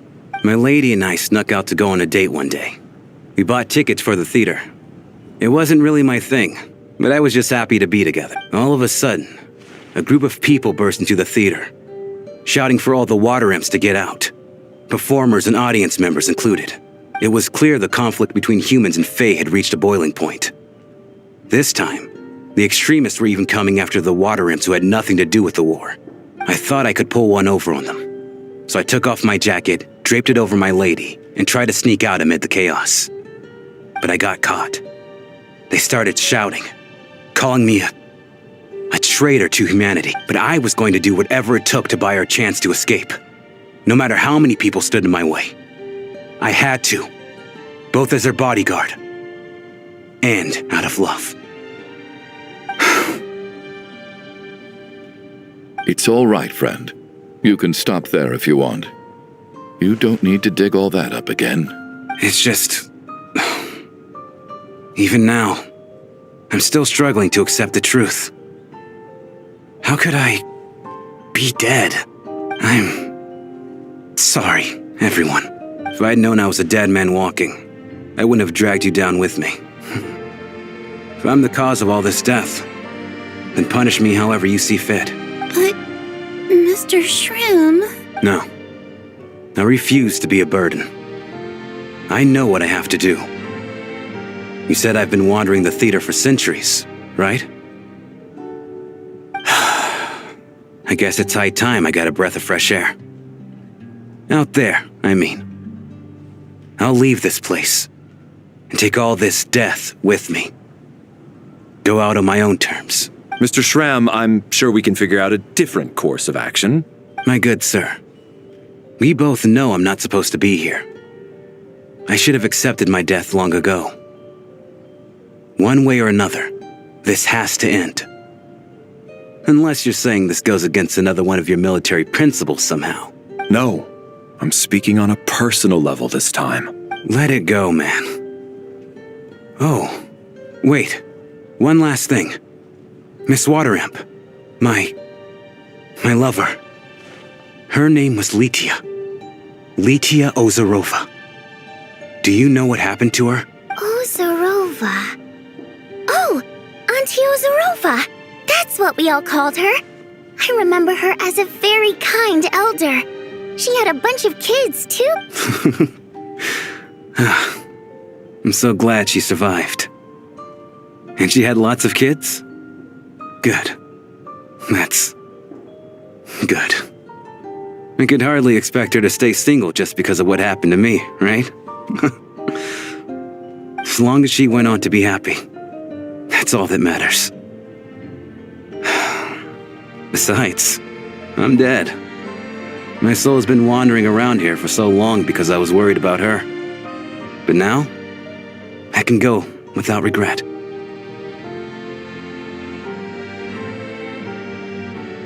There's no need to see me off, my friends.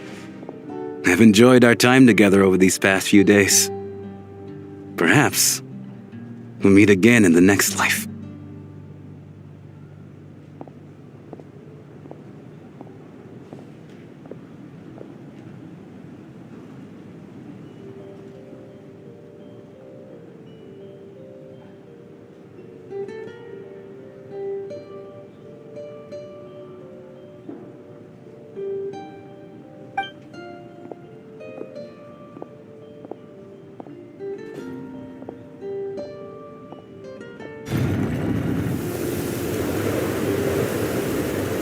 Take care, my man.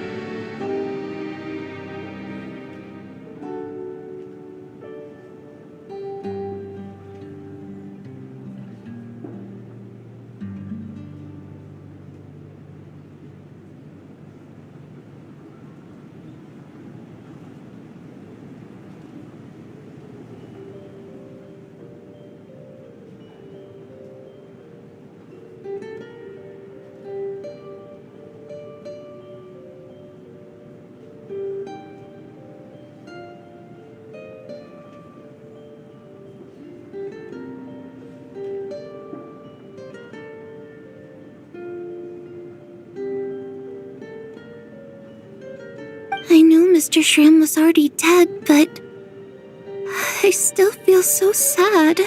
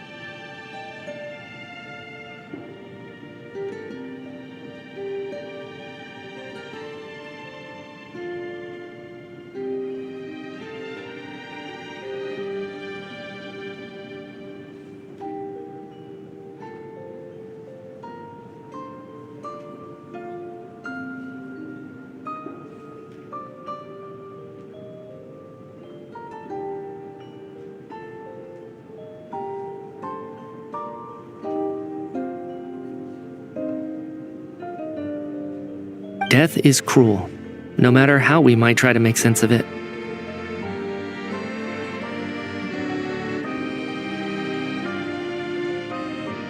So, was the conflict between Fae and humans really that bad back then? I was only little, so I don't remember much. It's terrible to think that so many innocent people had their lives turned upside down.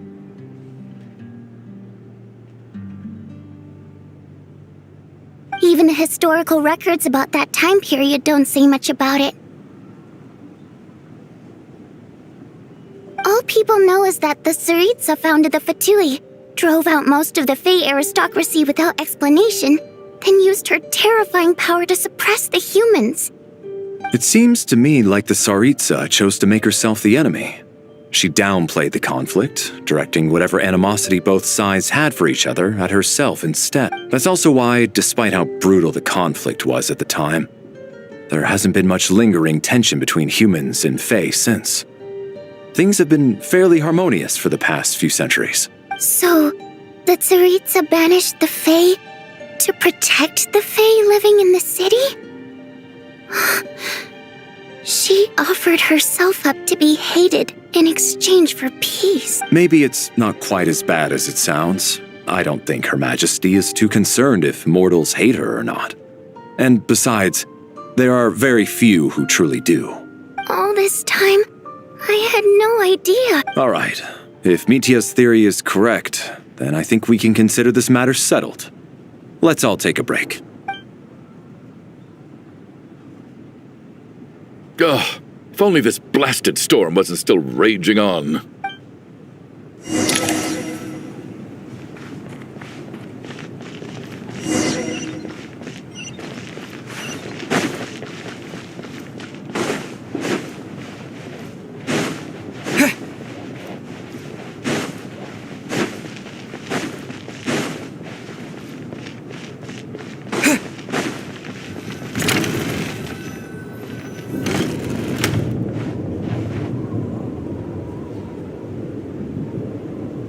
Looks like now we can just rest until the snowstorm stops. I still can't believe Shram turned out to be a ghost who'd been in the theater for hundreds of years. To think he was dead this whole time. What a strange turn of events. Knock, knock. Huh? Knock, knock. You know the door isn't closed, right? You don't have to knock. Think of it as a signal then. When I'm entering someone else's room and I knock, I'm here as Odette. If I don't knock, it's Lelik.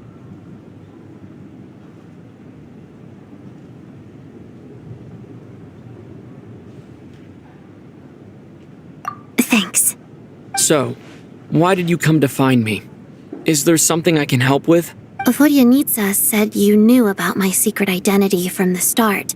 But when everyone was discussing who Lelik could be, you were worried that revealing what you knew would be unfair to me, so you kept it to yourself, right? Yes, I'm extremely grateful for that. It's nothing. I mean, you didn't hold what happened with Signora against me, so I should thank you for that as well. Actually, there's something else as well. I found myself in a situation similar to the one you were in when you helped conceal my identity, so I thought I'd come and ask you for advice. It's about Mitya. Before all of this, the last time I saw him, he was dead.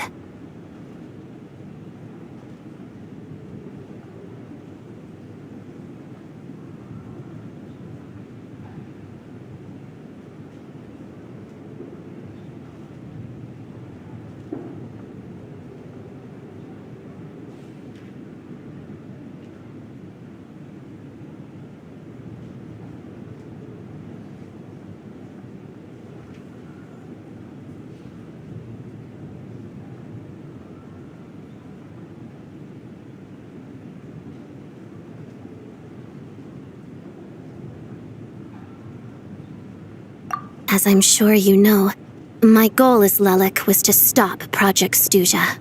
Well, when I found out the tech lead for the experiment behind Project Stuja was Mitya, I immediately started planning to track him down and threaten him to back out. I often saw him around the theater, but I soon concluded that making my move there would risk exposing my identity.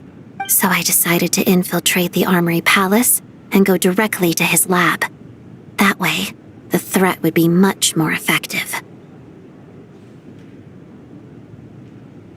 Well, I suppose there was a bit of luck involved, but I am a Fatus, so I already had some familiarity with the building's layout. But when I finally made it to his lab, Mitya seemed to be dead.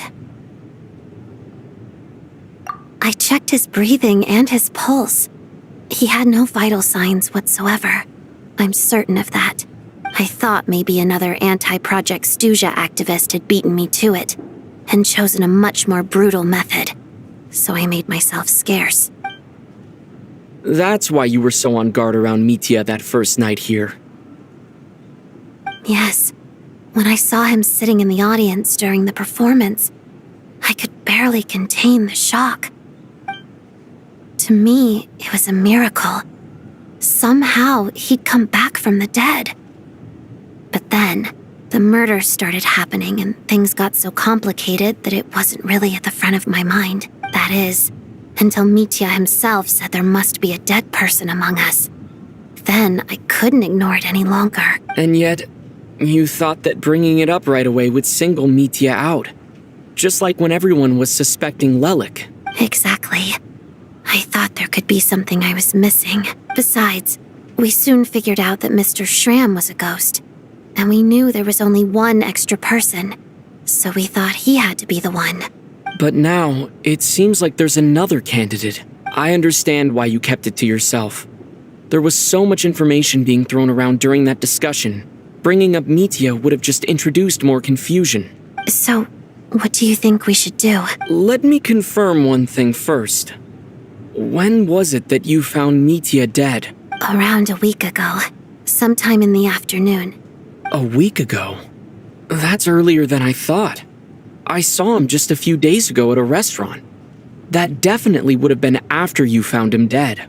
He seemed completely normal to me, chatting with Vodyanitsa, trying to avoid Valeri. So he was definitely alive on that day. Huh. Well, all I can say is I know what I saw. Here's a thought.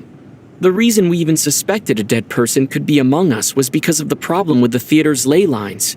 But Mitya's death happened inside the Armory Palace. The ley lines affecting the theater shouldn't reach that far. You're right.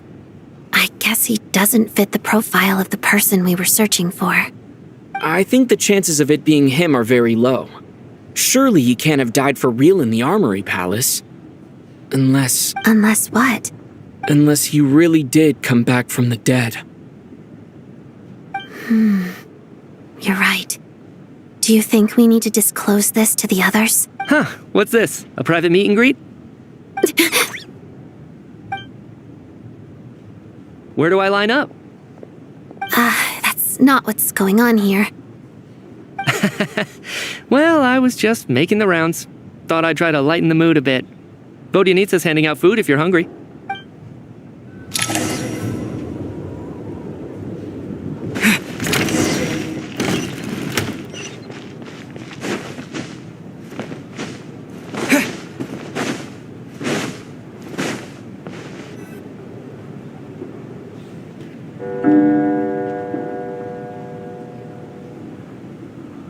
What is going on with this storm?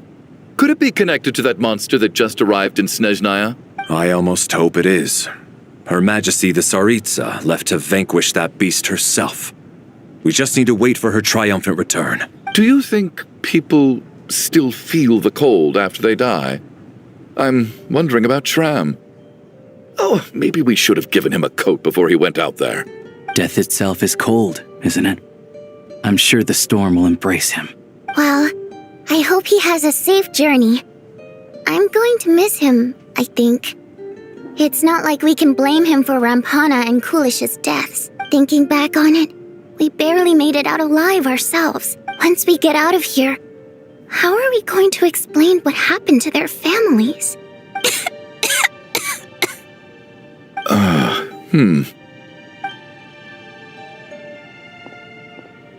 Are you okay? Here, take this. I've never used it. Thanks. Look who's Mr. Nice Guy all of a sudden.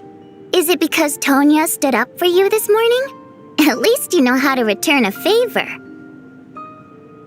Yeah, without Tonya, who knows how badly he would have been hurt. I told you already, I never intended to resort to violence. Duh, bunch of rascals. Little girl? I was rather surprised when you spoke up for me this morning. I didn't think I had many admirers here, so, thank you. Oh, no need to thank me. I said some bad stuff about you too. I've been, too embarrassed to admit it, but, you remind me a lot of my daughter. So kind to everyone, but never lets her old man off the hook. Unless my wife and I are having a fight, then she's always on my side, especially when she was little. Every time I took her out... All right, easy now.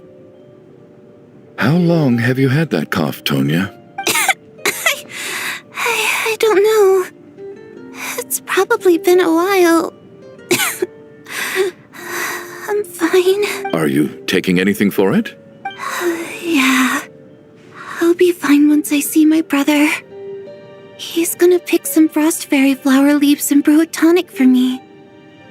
I'll feel much better once I drink that. I see. That's good to hear then. We should probably discuss arrangements for tonight. Now that the deceased has left our midst, there shouldn't be any more incidents. However, out of an abundance of caution, I'll keep watch. Shouldn't we take shifts?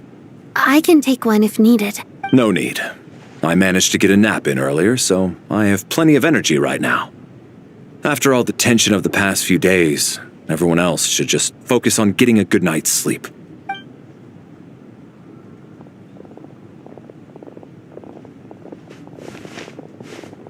What a long day. This whole situation turned out to be way more complicated than I expected. But Valeri's right. I should just try to calm down and get some rest. The last thing I want is to give myself nightmares.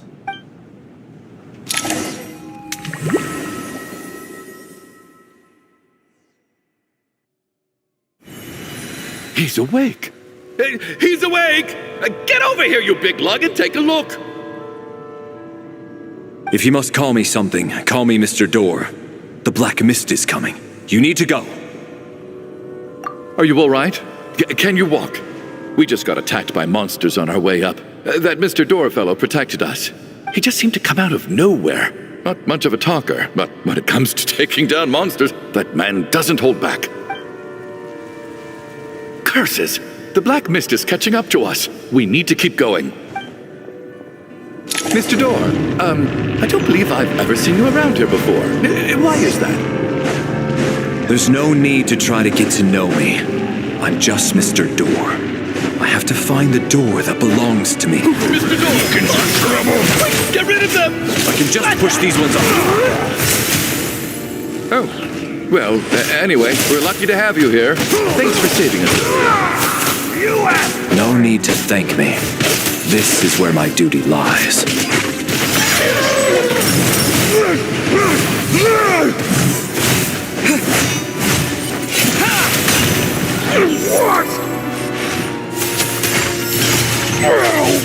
Blade!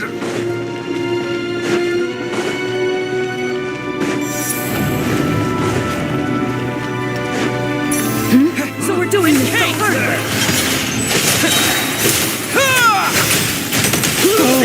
Remarkable work, Mr. Door. If I had your muscles, I'd do the same.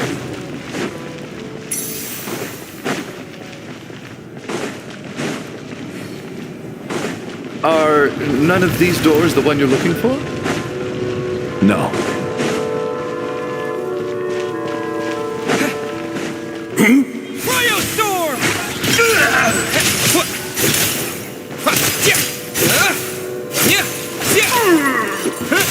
Come no closer.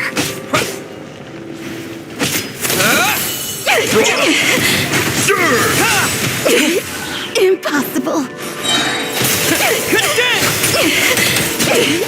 Impossible.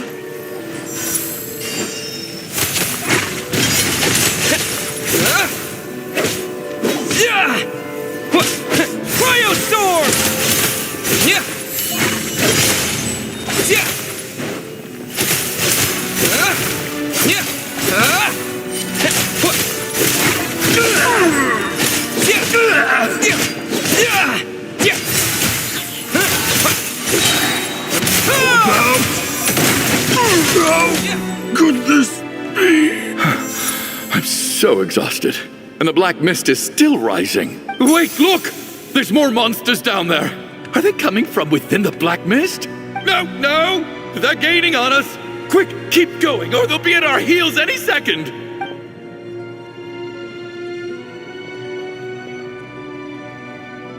Mr. Door, what are you doing? We need to get out of here. They're coming! Found it. This is my door. What? You mean you're going to stay here? I am a door. This is where my duty lies. No! You saved us. We can't leave you behind. You must keep going. A door can only keep things out for so long. You must make haste. But... Oh, you're right. Let's go. We can't let Mr. Door's sacrifice be in vain.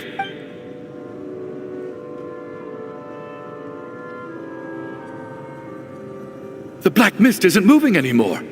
Looks like both the monsters and Mr. Door are gone. I didn't just imagine all that, did I? Surely I wasn't so scared out of my mind that I hallucinated a door as a human being. Oh, okay, good. There's no way we both hallucinated the same thing, Getting sleepy? Well, looks like we're safe for now. Go ahead. Let's get some rest.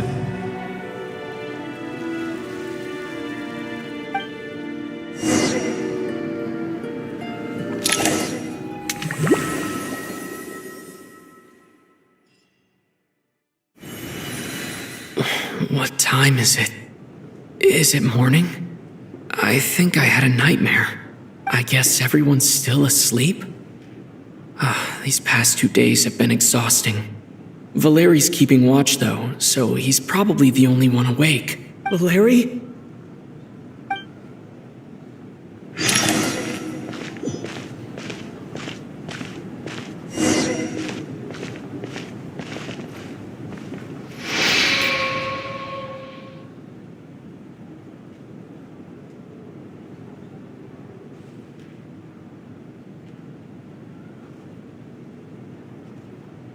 Wake up! Everyone needs to wake up!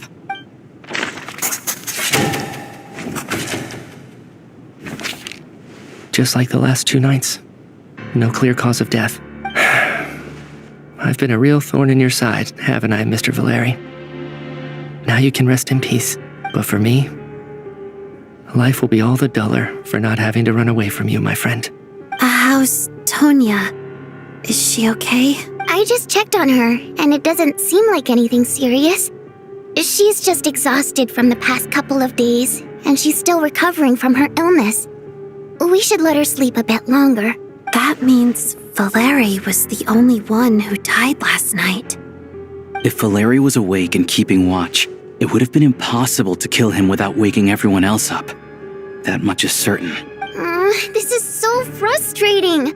Why has nothing changed since yesterday?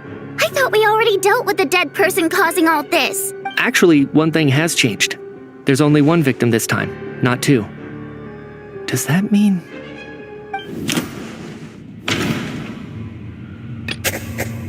No similar cases have ever been confirmed. But Mr. Schramm was all... Can a death at night even be defended against? This... After the deceased Schramm left, there was one less victim last night. That more or less tracks. It's a reasonable conclusion, considering the only variable that... The number of people who die each night is equivalent to the number of dead among us. That's your theory, right? Exactly. We identified Mr. Schramm, and the night after, by that logic, there must be one more dead person left among us. Another one? But there was only one person unaccounted for in the ticket checks, right? The head count should match up now. Having an extra person was definitely a cause for alarm, but being one person short isn't nearly as unusual. Someone could have left in the middle of the show, or made it out before the storm hit. One more dead person among us. If Mitya's theory is right, then what Odette told me seems a lot more relevant. It's just, at the time, we had no reason to think there was more than one dead person. If only we'd taken it more seriously as a possibility. Maybe this could have been avoided. I'm sorry. This is my fault. I had information that could have been helpful, but I held back. I should have brought it up right away. I'm partly to blame as well. I was too quick to dismiss Odette's concerns. What is this about? What have you two been getting up to behind my back? Sounds like there's some big news you've been keeping from the rest of us. Well, we're all ears.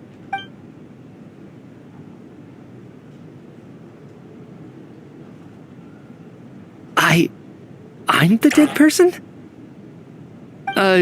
Wow, that's certainly news to me. Odette and I talked about it yesterday, but we thought it just wasn't possible, so we left it at that. Yeah, I don't blame you. If I'd been there, I probably would have reached the same conclusion. It just sounds too unbelievable. Let me just try and verify this. I just scoured my memories trying to think back to the afternoon Miss Odette mentioned, but I honestly have no recollection of dying. That's where I'm different than Mr. Schramm. Having seen Mr. Mitya a few days ago myself, I also find it hard to believe he could be the other dead person among us. Well, if it isn't Mitya, then who? Do we vote on it? If you don't mind me asking, Traveler, I believe you mentioned that you know Tonya's brother. Had you ever met her before all this? No, never. Wait, are you saying... Now, just 1 minute. I know where this is going. You can't just randomly point a finger at anyone you want. You're in the hot seat, and all of a sudden you want to divert our suspicions onto somebody else? Trying to pick a fight, Mr. Chuganov? Whenever you open your mouth, all you do is attack people, and I've had enough of it. If you don't want to engage in a civil discussion, you can shut up. You little brat! Did Mitya ask about Tonya because he suspects her? I suppose I only identified her by age, and nothing else. Could that mean... I'm just saying, you're going around casting suspicion on people for no reason. How could Tonya be dead? I can vouch for her, if nothing else. I've seen her before. She's the sister of that Harbinger, isn't she? The one called Child. Oh, really? You're telling the truth? Since being here, I don't think I ever mentioned she was Child's sister specifically. Does Chuganov actually know her? If Chuganov can vouch for her, then it can't be Tonya either.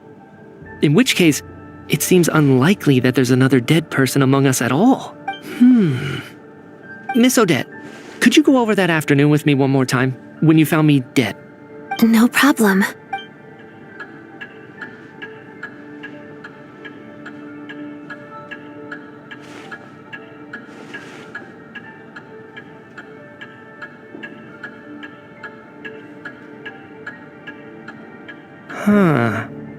No matter how hard I try, I just can't remember anything about dying.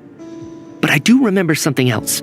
Miss Vojanitsa, during our last meal together, I told you how some of the researchers were suffering from temporary memory loss. Do you remember that? Oh, yeah. You said it was hindering the progress of your experiments. You thought they were just under too much stress or something. Right. And even though I don't remember dying that day, I'm pretty sure I experienced something like amnesia. Some of my memories from that afternoon are missing. Are you suggesting you're missing the memory of your... Of course. How am I only just realizing this? Humans aren't necessarily aware of their own death. You mean being silently assassinated, or dying in your sleep? Situations like that? The researcher's amnesia. Suddenly it all makes sense. I must thank you, Odette. I think your perspective just helped me reach a breakthrough on a series of issues that have been troubling me for quite some time. All right. It's decided then. I'll be the one to leave today. Oh, leave? Hey, wait a minute. Aren't you rushing into this? What if you're wrong? You'll pay with your life. Come on, kid. Aren't you gonna fight for your life? This seems like a rash decision. I have other reasons beyond what's been discussed. In fact, thinking back, I remember during Miss Odette's performance, while I was sitting in the audience stalls, a brilliant new idea for my research popped into my mind. But then, my train of thought suddenly cut off. I can't remember it now at all, and I didn't take any notes. I guess that must be another instance of temporary amnesia. No. Hold on. I see where you're going with this. You're suggesting that each instance of temporary amnesia is a death, right? There's a glaringly obvious flaw in that idea, no? How can one person die so many times? I believe Miss Odette's account. During the period where my memory is blank, I must have been either dead or in a similar state. All it would take is for the same thing to happen in the theater, and I would come under the effect of the ley lines in this vicinity. This increases the likelihood of me being the deceased, does it not? But... There's no evidence to suggest that anyone other than me is a candidate for the deceased. So allow me, as a scientist, to treat this as an experiment. Please relax, everyone. I don't think things are as bad as they may seem. If I really am the deceased, then to leave the theater will be a relief for me. If, on the other hand, I'm still alive right now, well, apparently you've all witnessed my resurrection recently anyway. Who's to say I won't return from the dead again this time? Mitya's right. This is the only thing we can try right now. I think he's deliberately downplaying the gravity of the situation, though. He probably doesn't want to burden everyone. What is a scientist if not someone who gambles on experiment after experiment in an attempt to obtain the truth? With this snowstorm, the ley line phenomenon, ghosts of the dead, and my amnesia, we've been paralyzed by not knowing and powerless to do anything about it. It's a terrible feeling. But if I do get resurrected, you can be sure that I'll come back with the truth of all this. Just you wait.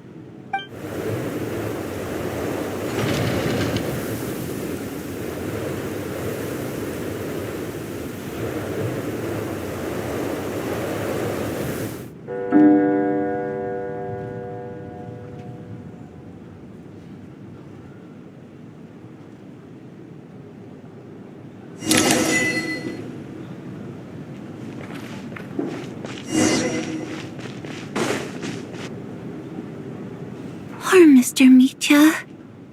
I didn't even get to see him one last time.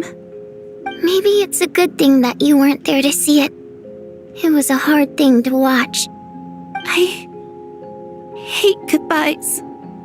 Why does it feel like everyone around me is slowly disappearing? Not just in here, I mean. In the outside world, too. Maybe it's the realization that, at the end of life, everyone has to face it alone. Come to think of it, the main reason we're still alive right now is pure luck. Each morning here, for every one of us, there's the chance that we might not wake up. You could take it a step further and say that the same is true outside, too. Who can never be 100% sure when they drift off to sleep that they'll open their eyes again in the morning? If I make it out of here, I'm going to cherish every moment that I'm awake and live without any regrets. Without regrets. I feel like a strange sense of anxiety has been quietly growing inside me over the last 2 days. Are you okay? You look really glum. If something's bugging you, let's talk about it. There's only a few of us left here now. After everything we've been through, what's the point in keeping things bottled up? I have a travel companion named Paimon. Alosha and Odette have met her before. She's been feeling unwell recently. You're worried about her, aren't you? That makes sense. We've been trapped in here for days. To be honest, I used to feel like I was just a spectator in this world, watching everything that happens from the sidelines. Maybe it's because I'm a descender. A descender? But with Paimon by my side, over time, I slowly felt my connection to this world growing stronger. She loves eating, sleeping, and having fun, but she's also a great guide. It's her authenticity that makes this whole world feel more real for me. Over the last few days that we've been apart, I've often caught myself wondering, what would Paimon say if she were here right now?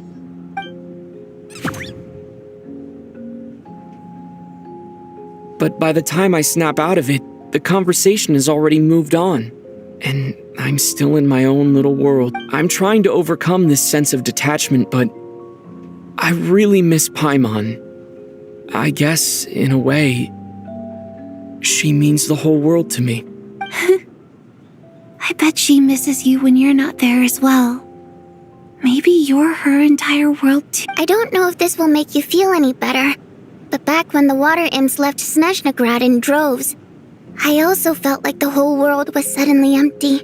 I could be surrounded by people all smiling and having fun, and still feel completely separate from it. So, I totally understand how you feel. Later on, I started to think, maybe accepting the fact that our loved ones won't always be with us is something that takes a lifetime. All we can do is cherish their companionship from moment to moment. So, once we get out of here, you better hurry back to our side as fast as you can. You can't let your story end in regret. That's the trope I hate the most. Thank you. That's exactly what I needed to hear. But, Vodyanitsa, if you hate goodbyes too, why didn't you leave with your people? That's just the choice I made. I used to regret it, but I don't anymore. Like I said before, singing is a water imp's primary mode of expression. It's how we convey our emotions. Our songs have echoed through this theater for hundreds of years, each one a story pieced together through moments of joy and sorrow. But does a story exist without someone to read it? To me, the answer is no, so I made the choice to stay. That way, there would still be someone left to sing these songs and listen to their stories. Otherwise, they could have been lost forever. Could you teach me how to understand your people's songs sometime? I want to be able to truly hear them, like Mr. Shram. A fan after my own heart. Thank you, Tonya. How about I sing something for you, and you tell me what you hear? Okay, I'll do my best.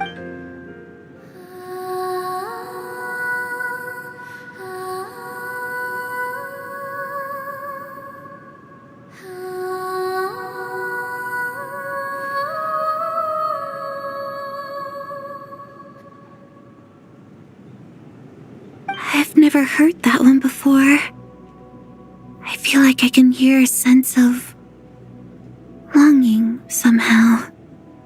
I wonder why that is. Color me impressed, Tonya. You're a keen listener. Most people can only tell if a song is happy or sad. I didn't think you'd be able to pick up on such specific details. So, what's the song about then? Come on, tell me. I've actually never performed this song in the theater before, because it has more of a ceremonial purpose for our people. It's not meant for the stage. It means something like, "May those we have lost watch over us, and follow this song back home in the night, so that we might be reunited once more." No wonder I could hear that sense of longing. You sing it for loved ones who have passed away. I hope it reaches them. It's getting late, Tonya, and you're not well. We should all turn in early. I suppose there's no reason to keep watch tonight. Okay, but, before I go to bed, could you sing that song a couple more times for me, Vodianitsa? Of course. Anything for my #1 fan.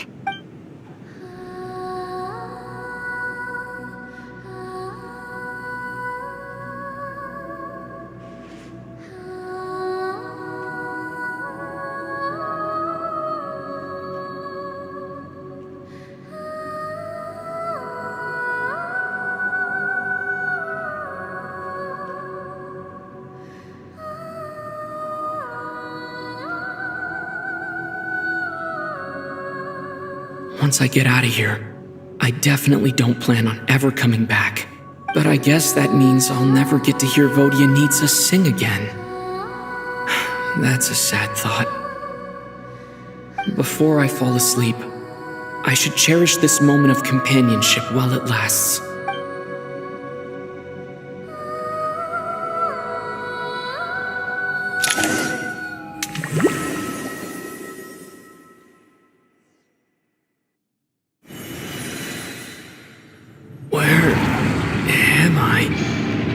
It's so dark in here, and I feel kind of dizzy. Am I alone? Huh? What was that noise?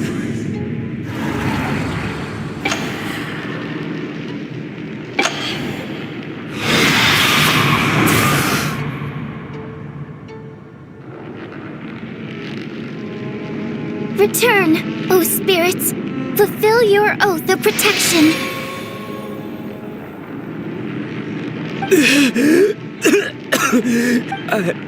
I'm alive? What just happened? No time for questions. Quick, over here. Turn on the switch. We need to bring back the light.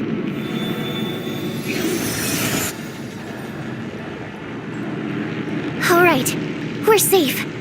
The spirit just now is called Night Prayer. The light subdues her, but she'll attack without a second thought in the dark.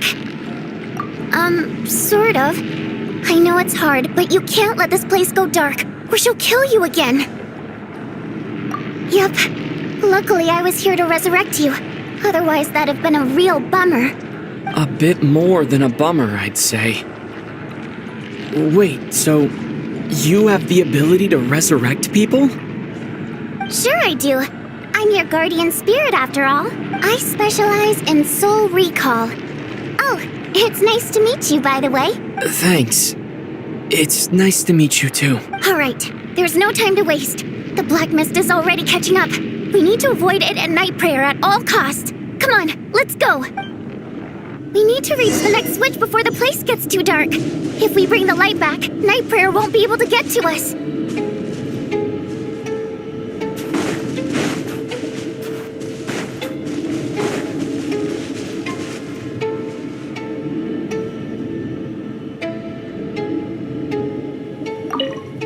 Sweet light! It's back! Now that's a sight for sore eyes. Shh! It's night prayer. We need to move quick, but don't let her notice you. Look out!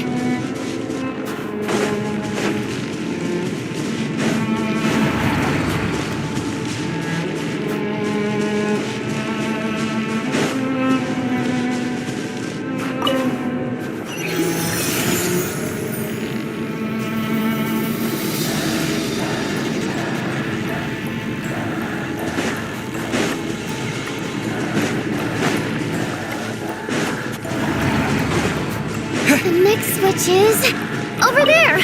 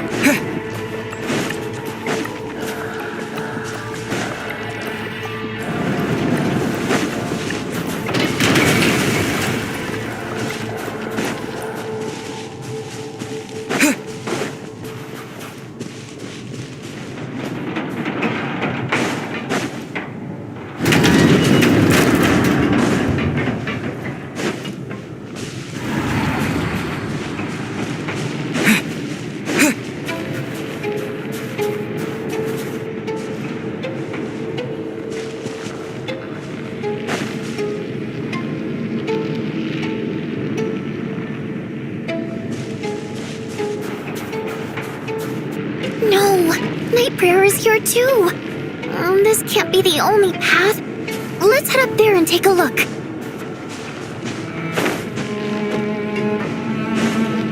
The switch is just up ahead. Hurry!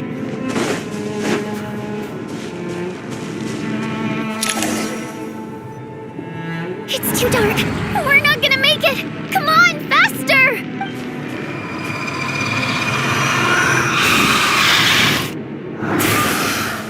Traveler!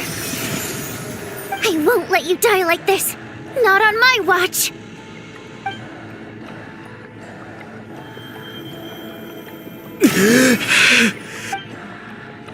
Even though it's not permanent, dying is definitely not a pleasant experience. Great. You're back. Yeah, thanks to you. Time for you to get out of here. Quick, before the light runs out. What about you? You're not coming with me? I can't. I've already been used up. A guardian spirit's skills are finite. I can only resurrect someone so many times. I might not look any different, but my essence has been exhausted. Now, I will slowly start to fade away. I can go no further. The black mist is where I belong. It's okay. Why didn't you tell me sooner? Because it wouldn't have changed anything. That knowledge would have just burdened you. And a guardian spirit's role is to protect. But... Go. Now, before it's too late.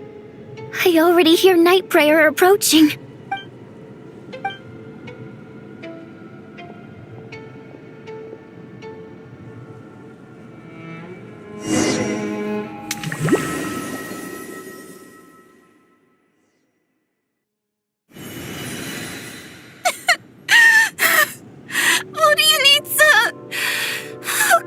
happen?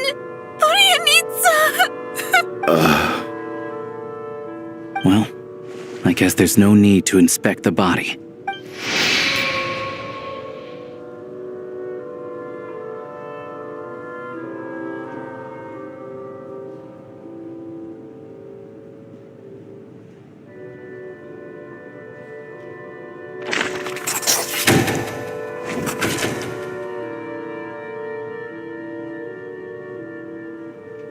This wasn't supposed to happen.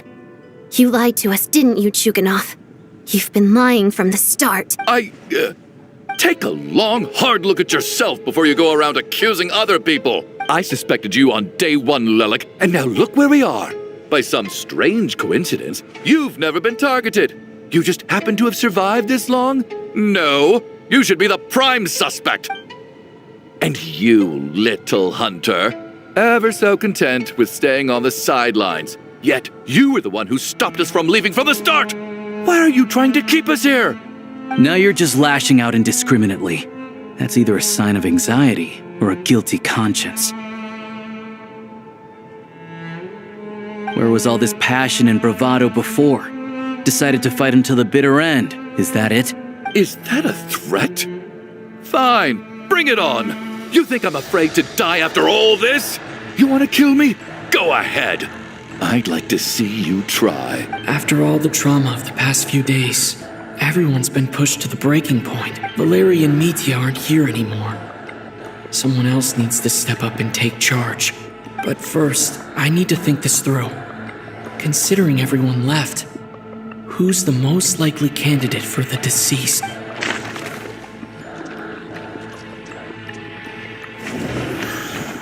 He's arguably the first friend we made after arriving in Snezhnaya.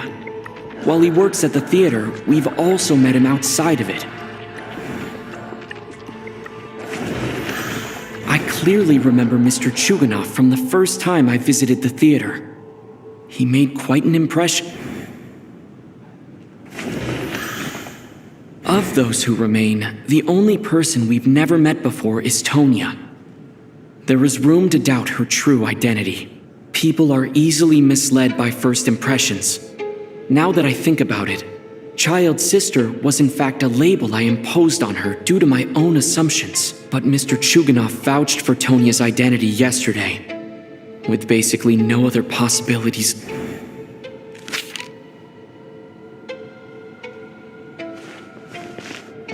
Tonya, how's Tusser been lately?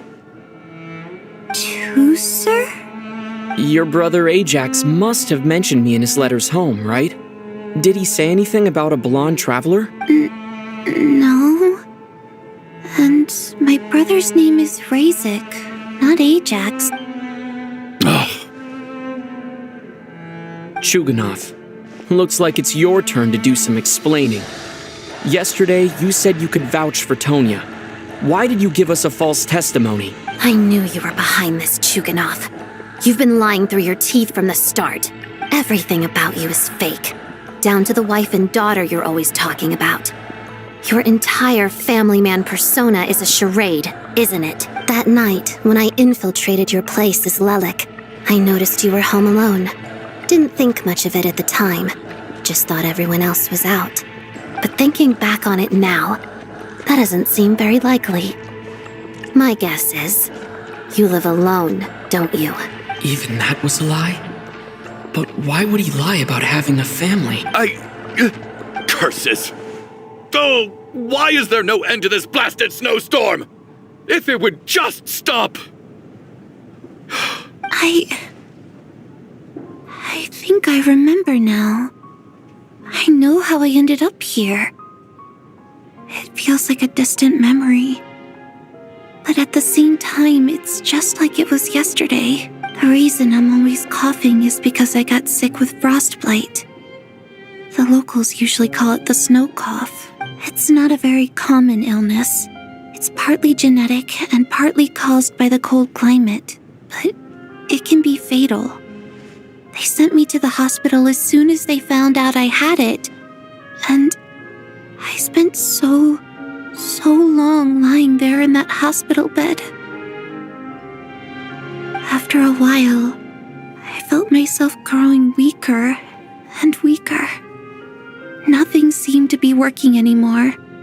Neither the treatment that the doctors were giving me, nor the medicine my brother was brewing from frost fairy flower leaves.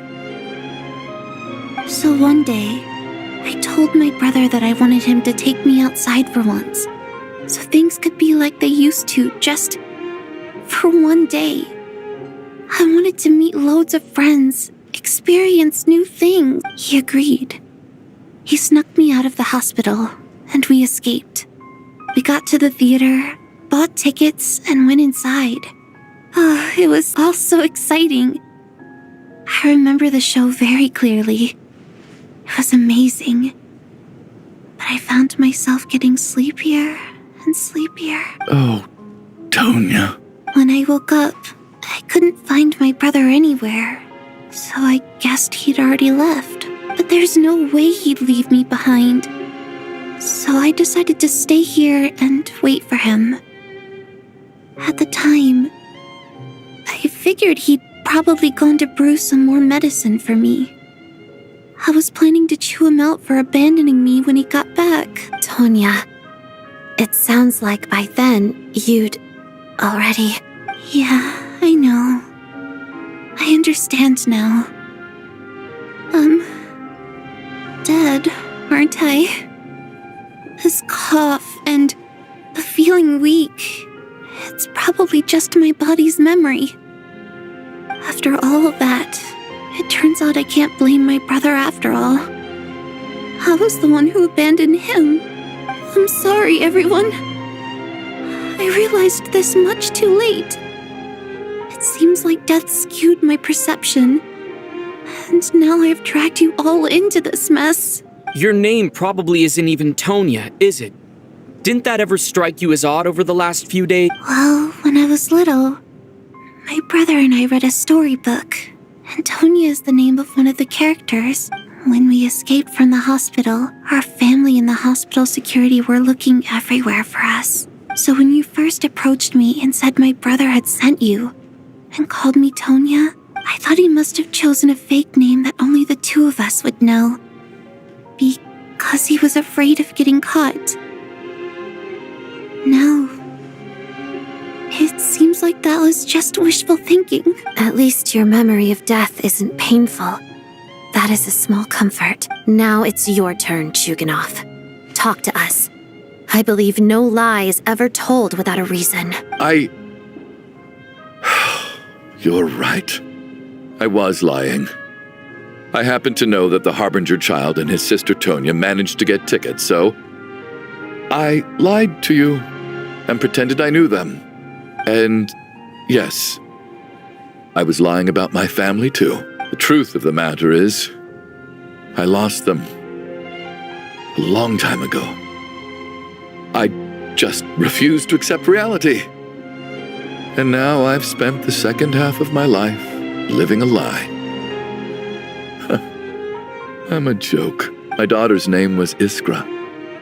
And before you ask, yes, Iskra, as in Iskra Manufacturing Plant. She also died from the snow cough. She was just 6 years old.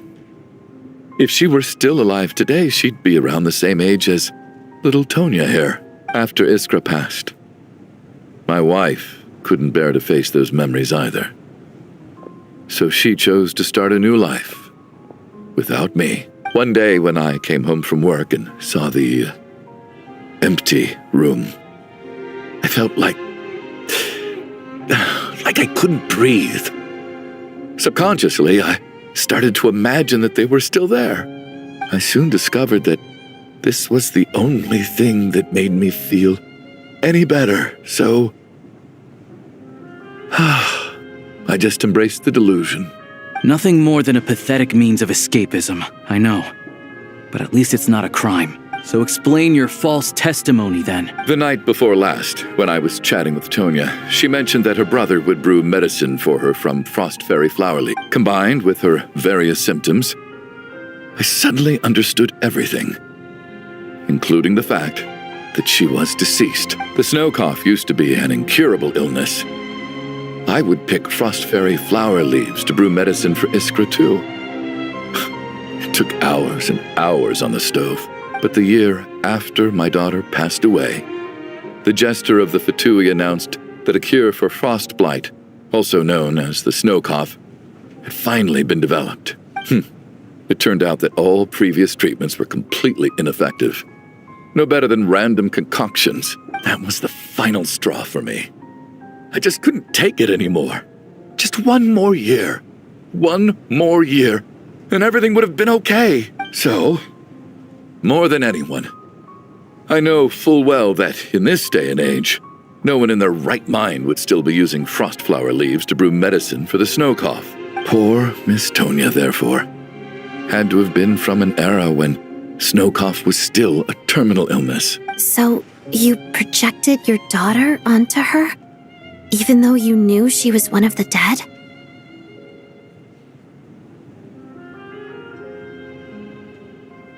That doesn't make any sense. You knew she was already dead. What did you hope to achieve by protecting her? I just don't believe in your crackpot theories. Nor do I approve of your actions. How can you just declare a living person dead and throw them out into that snowstorm? Nitia's gone.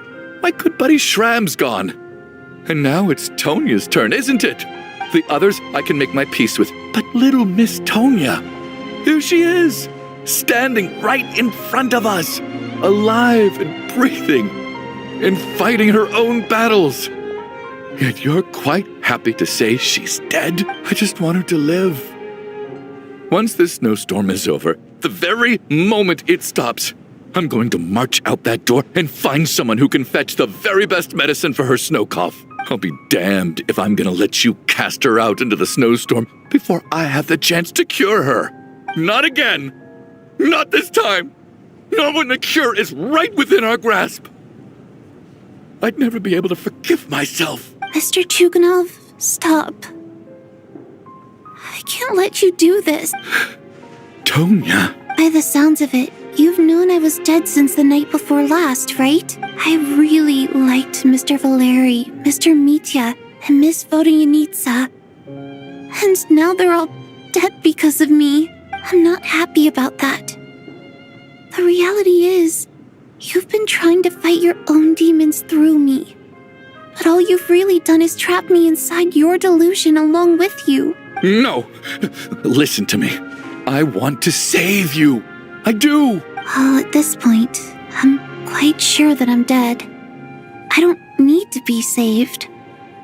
The time I got to spend with all of you is more than enough for me, despite all the bad things that kept happening. I got to meet so many interesting people and spend so many days and nights by your side since the day I escaped that hospital until now. This has been an adventure I never even dared to dream of. I'm very fond of you all. If it were only possible, I'd trade my soul to bring back the ones who died. If it meant things didn't have to end like this. And that's why I'm not fond of you at all, Mr. Chuganov. I'm sorry. It's them that you owe an apology to, sir. Not me.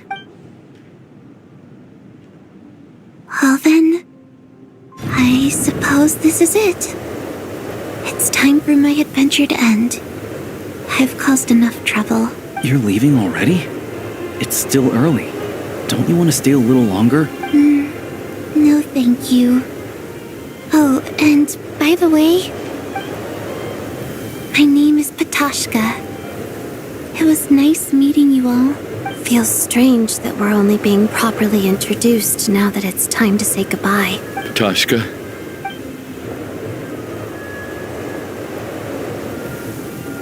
What are you doing, Chuganov? Are you crazy? Let me leave. I can't keep lying to myself anymore. In your dreams. Don't think you're getting off that easy when you had a hand in the deaths of so many people. The Fatui have honed quite an array of enhanced interrogation techniques since they were founded. Once we're out of here, Lelik will personally give you a taste of every last one.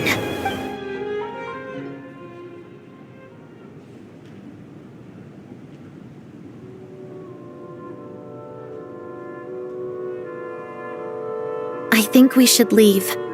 I doubt this snowstorm is ever going to stop. For all we know, this storm might have destroyed all of Snezhnaya by now. Wait, we finally solved the mystery of the haunted theater today. Maybe let's at least try to enjoy tonight? Fair enough. I don't particularly feel like dying in Chuganov's company anyway. And yet you won't let me die first. Hey, Chuganov, on a serious note, if we do make it out of here, you should close down that factory of yours. A lot of people are freezing thanks to you. Is this really the time to be discussing my factory? All right, fine. I'll shut it down. Doesn't matter to me anymore. Am I hearing things? Or was that a knock at the door? There it is again. But I don't understand. The snowstorm hasn't stopped, has it? Should we open the door? Is this it? Is this nightmare finally over? If the last few days are anything to go by, I probably shouldn't be getting my hopes up. Whatever lies beyond that door at this moment. It could be something even more terrifying than everything we've been through so far.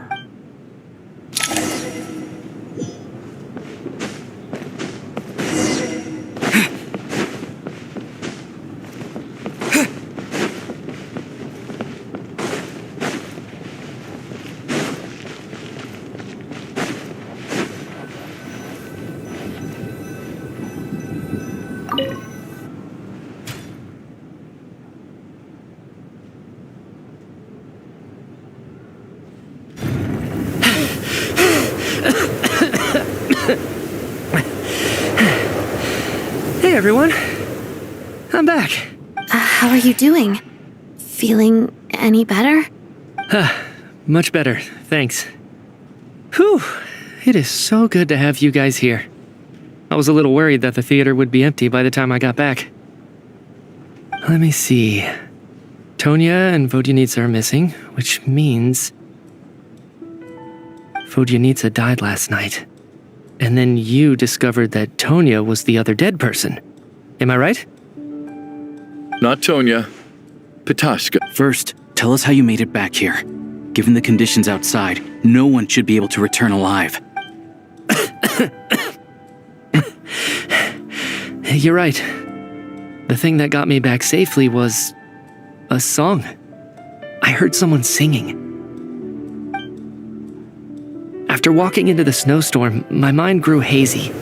I don't know how long I walked through the storm before my mind completely slipped away.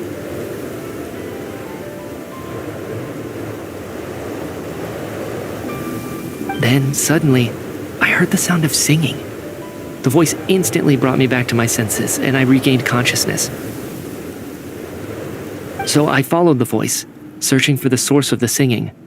I searched and searched, until finally, just a few moments ago, there was the entrance to the theater, right in front of me. I've actually never performed this song in the theater before, because it has more of a ceremonial purpose for our people. It's not meant for the stage. It means something like, "May those we have lost watch over us, and follow this song back home in the night, so that we might be reunited once more." That must have been Vodyanitsa's Requiem. Who knew it actually worked? That song is meant to guide the souls of the dead. Mitya, that must mean that you... Huh. No kidding. Seemed like I guessed right then. When I first stepped out of the theater, I was still quite lucid. My memory of it is still pretty intact. I remember the outside world being completely different than what I'd expected. It was like this was a world where only the snowstorm existed. There wasn't a trace of any humans or buildings ever having been there. I don't know how else to describe it, except to say that it just didn't seem like the real world. And as for the Requiem, if I was guided here by Vodyanitsa's song, it can only mean that I must already be dead. And this is my soul, not my body. But I didn't experience a clear moment of death while I was out there. Nor do I feel any different now than before I walked into the snowstorm. You don't seem any different to me either. In fact, this is something I've been wondering about for a while now. If souls aren't physical, shouldn't they lack tangible form? Both Shram and Patoshka were clearly deceased, and yet their souls didn't look or feel like ghosts at all. They were visible, tangible, no different than you or me. This raises a truly terrible thought. Is that really what Mitya is suggesting?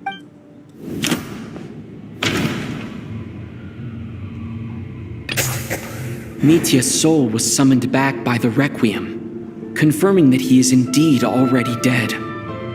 And yet, of course, if even the long deceit, then maybe we've all been dead from the very start. And all of us are now souls wandering the theater.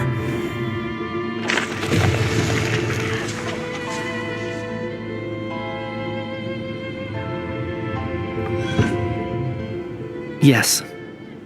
I think that this is probably the afterlife. What did you say?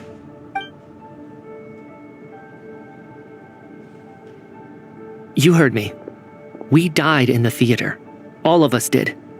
But due to an obstruction in the theater's ley lines, our souls are trapped here, while an endless, infinite snowstorm rages outside. It's ironic, really. All that time, we were working so hard to figure out who the deceased among us were, when the truth was, we were all deceased. The only difference being some of us died more recently than others. Do you remember that note, "Death is near"? Seems like we misunderstood what it meant after all. Death was nearer than we wanted to think all along. The note simply meant that all of us were already dead. So all our attempts to survive, our search for the deceased, it was all for nothing? Hard to say.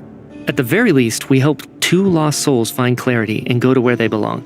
The presence of those 2 is probably what caused our souls to be drawn in by the ley lines. In which case, the deaths we've awoken to over the past few days were just souls returning to the ley lines for good. If what you're saying is true, doesn't that make us the lost souls now? Huh, no wonder. This afternoon, when I was moving Vodyanitsa's body, I noticed that the other bodies in the room hadn't decayed one bit after all these days. That's further proof that those aren't physical bodies at all, but merely our shells here in the afterlife. Am I really dead? This doesn't feel real to me at all. No, that's impossible. This cannot be how it all ends. I still find it hard to believe that all of us are dead. How exactly did we die in the real world? None of us have any memories of dying, right? Not even knowing how we died is preposterous. Good grief. Surely there has to be some reason. Exactly. It's hard to rest in peace when you don't even know how you died. It gave me lots to think about as I strode out into the snowstorm. I racked my brains trying to remember the cause of my death, the exact moment I died, the root of all of this, right up until my consciousness faded. Wait. Hold on. Right before I lost consciousness, I think I saw something. I can't remember. And I think I lost my notebook and pen. Mitya, your hand. Is that blood on your fingers? Huh? You're right. There's blood on the fingertips of my right hand. Looks like it's already dried. When did that happen? What the? I guess this was what I saw. I must have desperately drawn it in my own blood right before losing consciousness. What's wrong? Do you recognize the symbol? It's Renova, the ruler of death.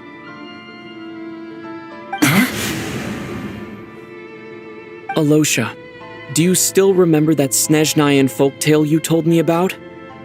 It was about the Grim Reaper. When someone's about to die, he appears as an incarnation of someone familiar to guide their soul into the afterlife. And as soon as you recognize his face, your life is over. I heard a similar tale when I was little. You think the Grim Reaper in this story refers to the ruler of death you mentioned? That's right. In which case, death is near could also mean that the Grim Reaper is here disguised in a familiar form. Death, the deceased, and the Grim Reaper? So it's a triple entendre. When I first saw this note, I thought it contradicted the investigation report. But now it seems like that was the whole intention. So the Grim Reaper deliberately misled us. Then, we started suspecting each other and searched for the deceased while they hid in plain sight. By that logic, the one person most likely to be the Grim Reaper incarnate is...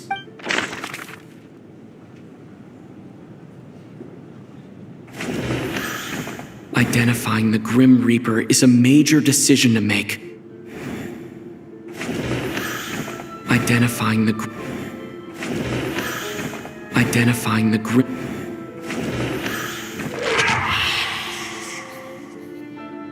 No doubt about it. It's Alosha. Looking back at how everyone has acted over the past few days, Alosha is most likely the Grim Reaper lurking among us.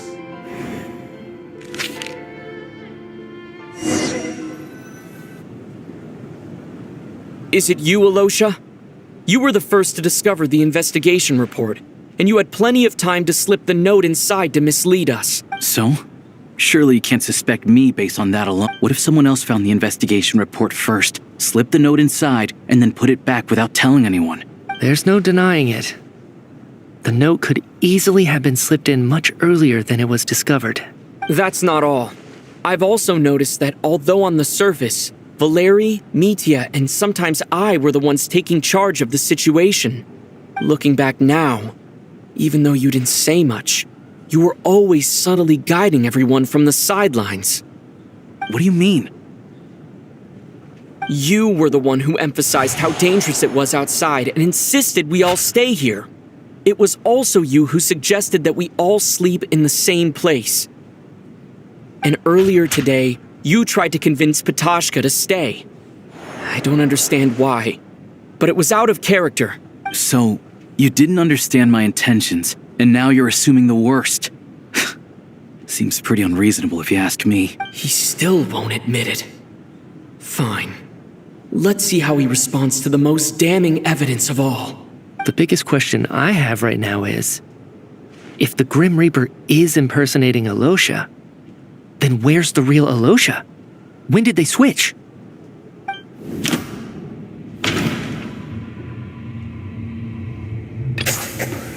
That's right. This was the moment. Right at the start. Before any victims had even emerged, Alosha was switched with the Ruler of Death while everyone's guard was still down.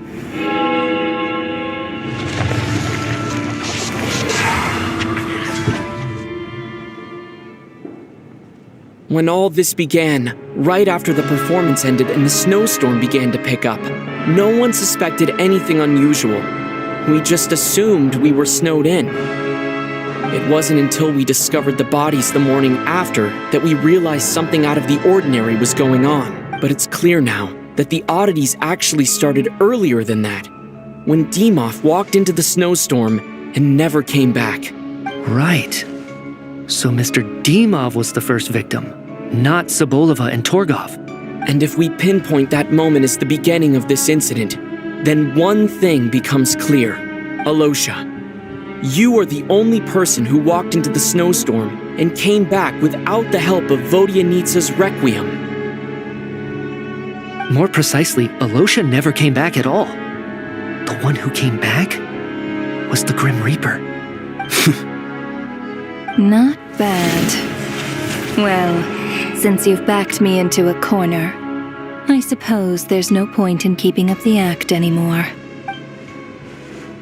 Alosha? You're the Grim Reaper? I am no such tired cliché. Mortals should address me as the ruler of death. Before being wiped out for good, you identified the two deceased, and even sensed my presence. A commendable achievement, far beyond what I expected. I heard you can ferry souls. Those deaths each night. Were they your doing? Your initial conclusion was correct. Due to the existence of the two deceased, The ley lines yearned to reclaim those long-lost souls. Every night they devoured an equal number of souls to fill the void. This required no intervention from me. Though, of course, ferrying souls is indeed my authority. Here, take a look.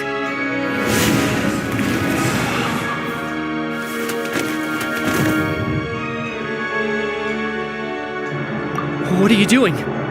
That takes care of today's too. Don't get so worked up.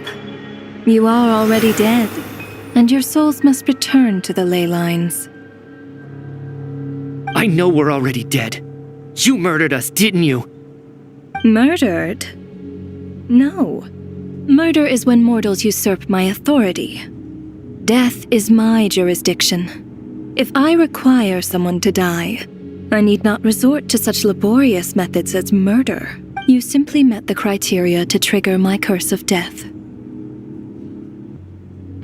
I know about the curse of immortality. So there's another death-related curse too? You cursed us? When? And why would you do such a thing? So often, humans pray to me, begging to know when their death will come and what form it will take. But few people ask why. If you must have an answer, know that death comes simply because one's time has come. So you're not gonna tell us the truth? Hold your tongue. By all rights, you shouldn't even be allowed to speak with me. Those angels from the past are to blame for the reckless renovation of the ley lines here. It's made my work on this occasion infuriatingly complicated. Work? So trapping us here, making us watch our friends die, that's just another day at work for you? You clearly have a lot of questions. Fine. As a reward for your remarkable accomplishments over the past few days, I shall answer a few of your inquiries, provided they aren't too unreasonable. After the physical body dies, the soul must return to the ley lines for that person's death to be considered complete. My work encompasses the entire process of death, including, naturally, the guiding of souls into the ley lines, with which you are now so familiar. You must also be rather familiar with Natlan's Night Kingdom, I presume? It was I who supported the creation of the Night Kingdom. It provided a convenient means of guiding the souls of Natlan. Here, too, the ley lines connected to the theater underwent some modifications. The angels hoped to make them capable of accommodating the souls of some special creations. But this actually hindered their ability to accept ordinary souls to some degree. This effect manifested itself after you died from the curse in the theater, leaving you stranded in the afterlife, unable to achieve a complete death. But if souls who die from the curse of death fail to return to the ley lines within a short window of time, they will miss their chance for good. Then, they will remain forever suspended between life and death, no longer subject to the authorities of either. So if you don't resolve this matter soon, and see all our souls return to the ley lines before long, we'll escape your control. Mitya is sharp. This must be what Renova was worried might happen, and the reason she got involved to begin with. But if you have the authority to guide souls, why didn't you just show yourself and get it over with? Why hide among us in the form of Alosha? You seek to understand the mind of a god. Very well. I'll tell you, this is a theater, and I decided I wanted to watch a show about death. That's why I encouraged you to take the events to the stage. I found myself getting quite immersed. I suppose the entertainment you provided makes up for all the trouble you've caused me by being so defiant in the face of death. There. Are you happy with my answer? Can't say I am. Really?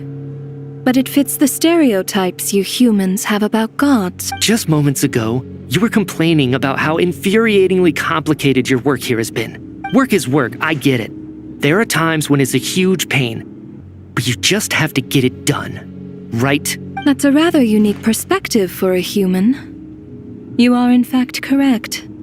There is a pain point in this case. Due to the obstruction in the theater's ley lines, there is a hard limit on the number of souls they can receive each day, making it impossible for me to ferry all your souls at once. Revealing my identity too soon would inevitably have led to futile resistance, and there was a risk that any souls who chose to run would disappear.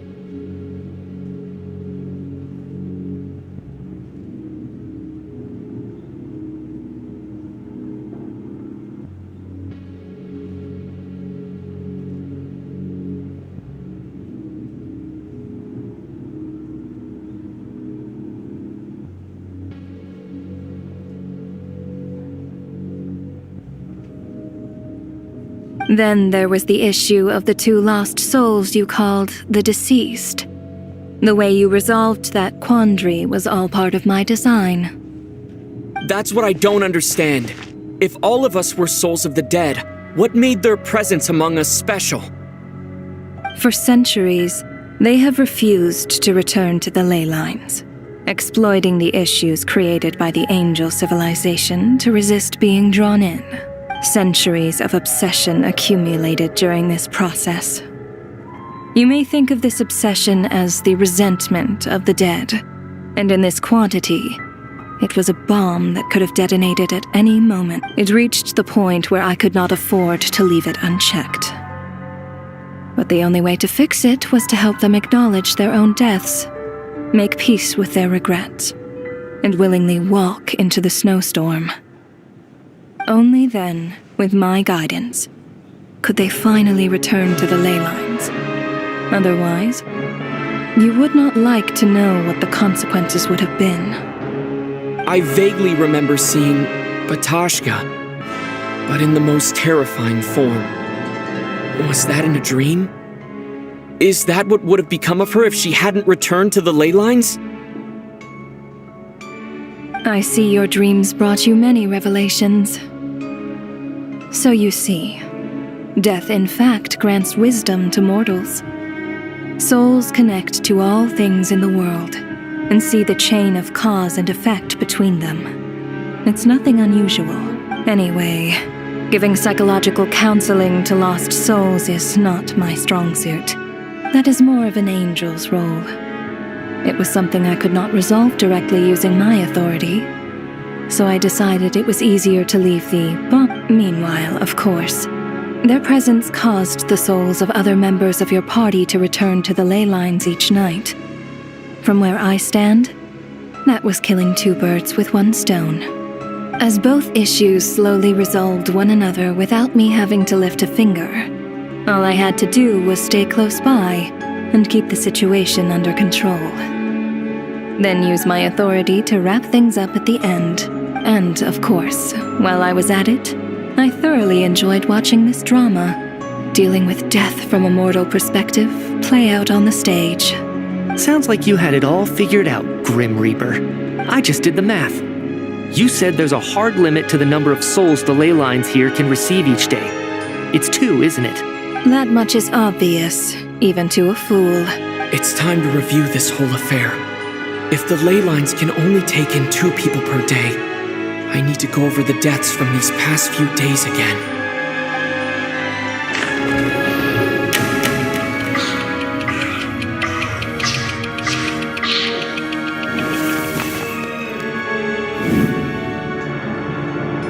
Looking back now, none of us had the faintest idea at the time.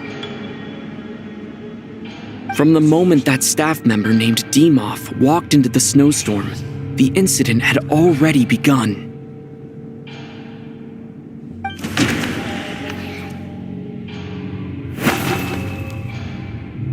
No.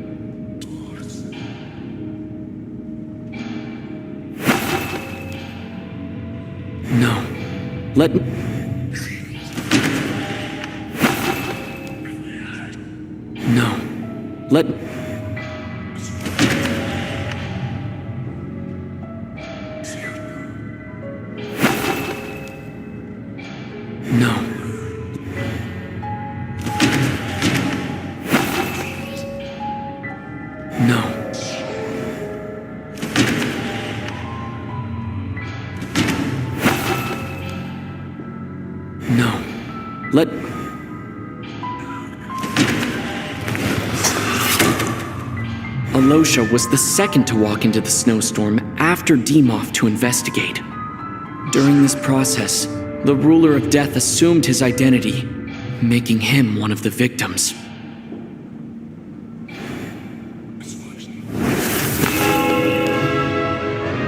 During our first night in the theater, everyone was caught up in the novelty of it all. No one could have expected there would be victims the very next morning.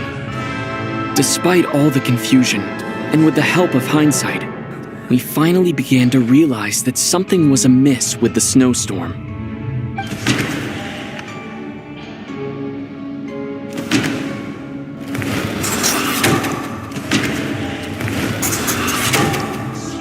The ley lines devoured Torgov and Sobolova on the first night. At the time, we thought this might be a murder case connected to Lelik.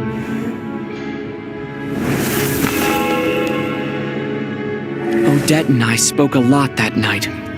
3 people were on watch, but in the morning, we discovered that someone had fallen victim all the same.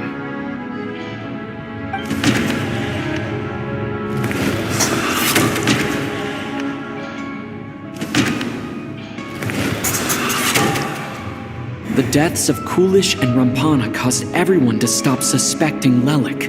Unexplainable phenomena occurred one after another, leading Nitya to suspect that we were caught up in a supernatural event.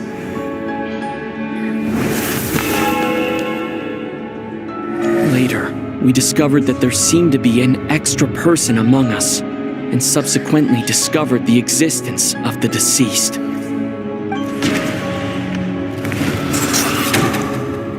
Mr. Schramm realized he was the deceased and walked into the snowstorm to return to the ley lines of his own accord. It turns out there really was a dead person among us.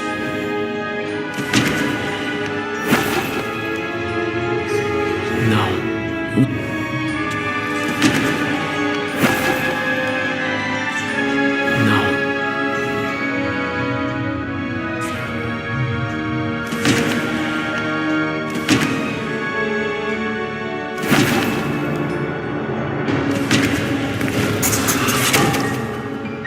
Thought it was all over. A lot happened today. Mr. Valeri's death led us to discover the connection.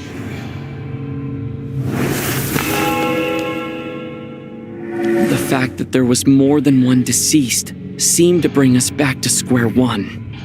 Odette revealed some information she had been keeping to herself.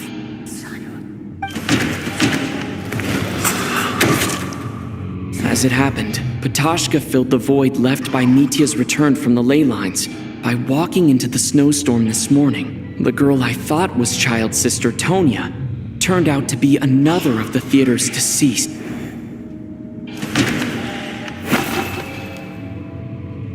No, let me... Vodyanitsa was swallowed by the ley lines in her sleep. But the requiem she sang before falling asleep was quite a game changer. Come to think of it, Patashka was about to walk into the snowstorm at that time, and Renova, unaware that Mitya would return, was concerned that her soul would overflow from the ley lines. That's why she used Alosha's voice to try and persuade her to stay behind. Looking back, I suppose that was an early slip-up on her part.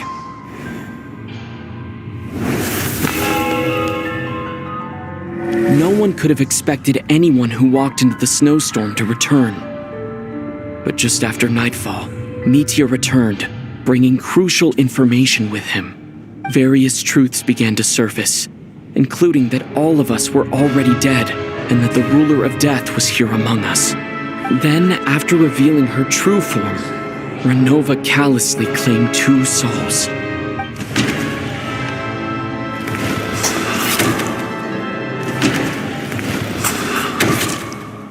In fact, everyone was already dead by the time we took the photo. And in the days since, we've experienced many more partings in the afterlife. Now, only Mitya and I remain. And the true culprit behind everything still stands before us.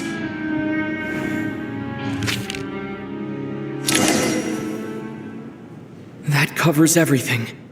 It's all clear now. Your work isn't finished here yet, is it? The Traveler and I are still standing here, safe and sound. The Water Imp's song threw things off a little, but it is of no consequence. The ley lines have already anchored your soul, and the first ray of light tomorrow morning will take you back. I, meanwhile, need to review my attitude towards the Water Imp race. So the reunion in the night that Vodyanitsa mentioned, I suppose that was never meant to be a permanent reunion. That just leaves you, Traveler. My power only allows me to temporarily separate your soul from your body. The ley lines of Tevat would not accept you, and your soul is firmly anchored to your body by your will. For a descender like you, who is not bound by Tevat's rules, your death can only be brought through the most violent of means, such as directly destroying either your body or soul.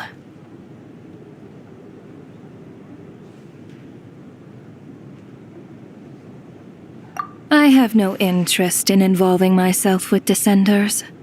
For now. Although, this may change if Asmodee remains missing, or you insist on interfering with our affair. One last question then. All our struggles and sacrifices here, they were meaningless from the very beginning, weren't they? Death abides no reason.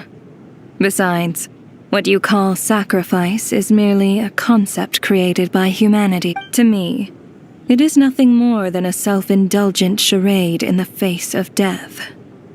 Mere mortals fantasizing that their actions could reclaim something from my grasp. A truly laughable idea.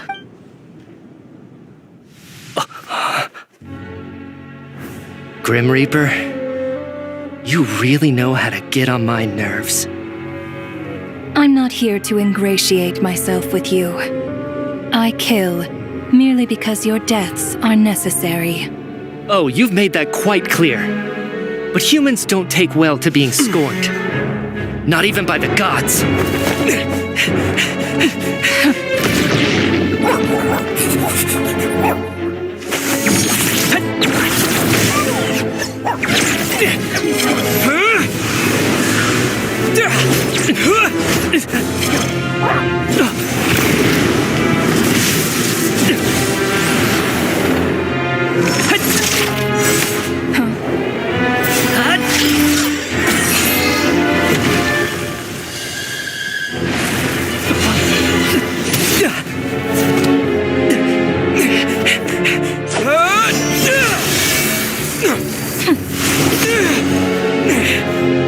This is futile. You must know that you are powerless against me in my own domain. I suggest that you save your strength. For what? Maybe we can't change anything. But if nothing else, we can at least teach you to have some respect for the dead. Audacious.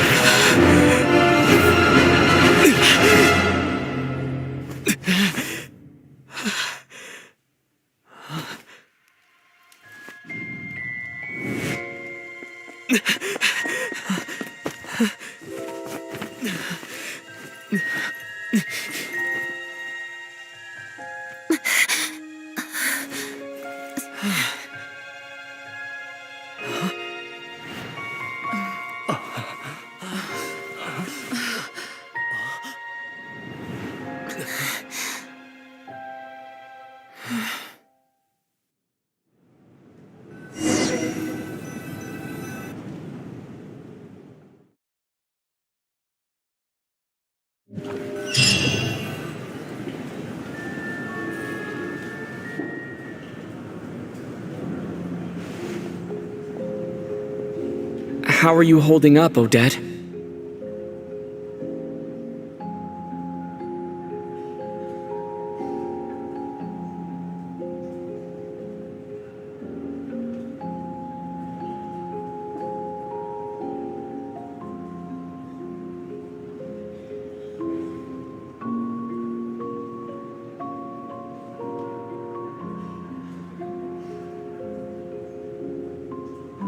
What happened to me? How much do you remember? What do you mean? Is the performance over? I can't seem to recall what happened. Has Odette already forgotten?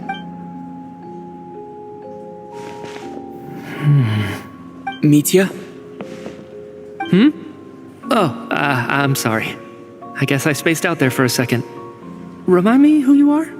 Don't you remember anything?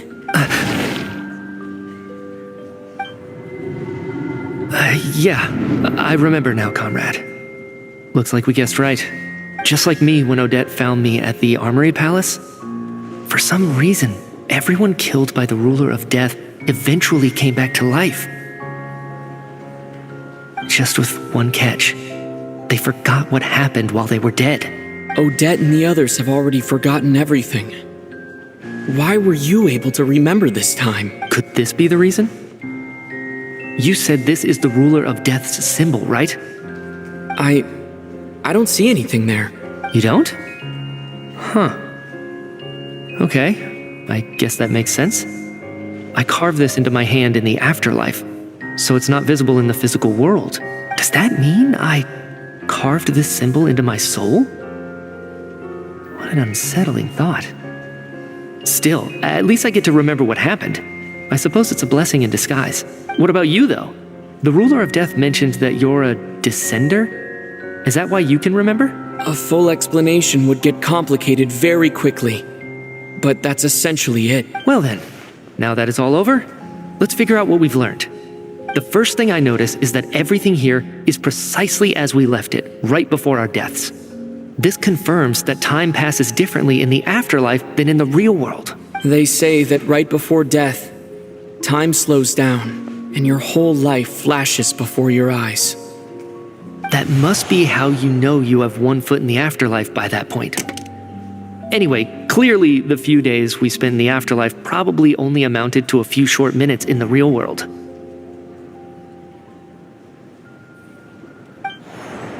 This also aligns with previous reports of widespread temporary memory loss among the Armory Palace personnel. Now it seems likely that those were all brief deaths caused by the Grim Reaper's so-called curse of death. To those unaware of the truth, dying and coming back to life must feel similar to a short bout of catatonia. This leaves me with a couple big questions. What are the conditions that trigger this so-called curse of death? And why are we resurrected after we die?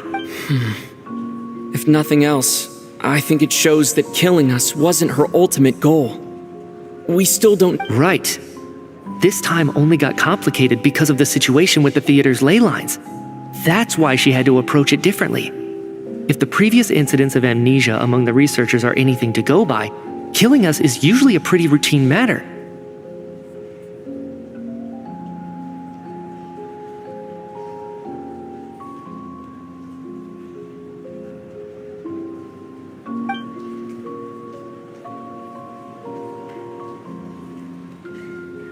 Come to think of it, wasn't I about to note something down before I died?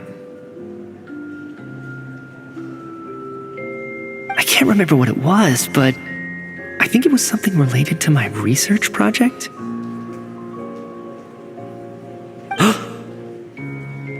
Sorry, Traveler. I'll catch up with you again later. Right now, I have to make a trip back to the Armory Palace. Sir, if I may, no one of your description has ever shown up in my investigations into Mr. Mitia's friends. Yet, you two seem very familiar with each other. Could you perhaps tell me where he was in such a rush to get to? And, by the way, have we ever crossed paths? Forgive the presumptuousness, but I feel a vague and indescribable sense of familiarity about you. I can explain everything. Could you help me gather everyone in the theater in one place?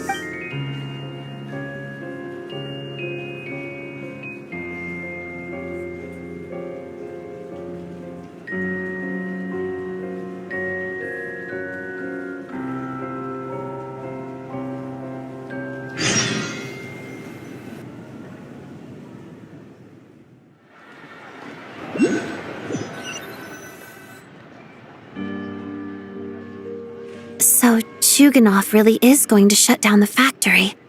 I guess this theater incident actually did us some good after all. So, you said I promised to take you to the Armory Palace while we were in the afterlife, yes? I believe you. I think I even have a vague memory of it. Agreed. Let's check in on her first. The whole reason for our trip to the Armory Palace anyway is to figure out what's going on with her health.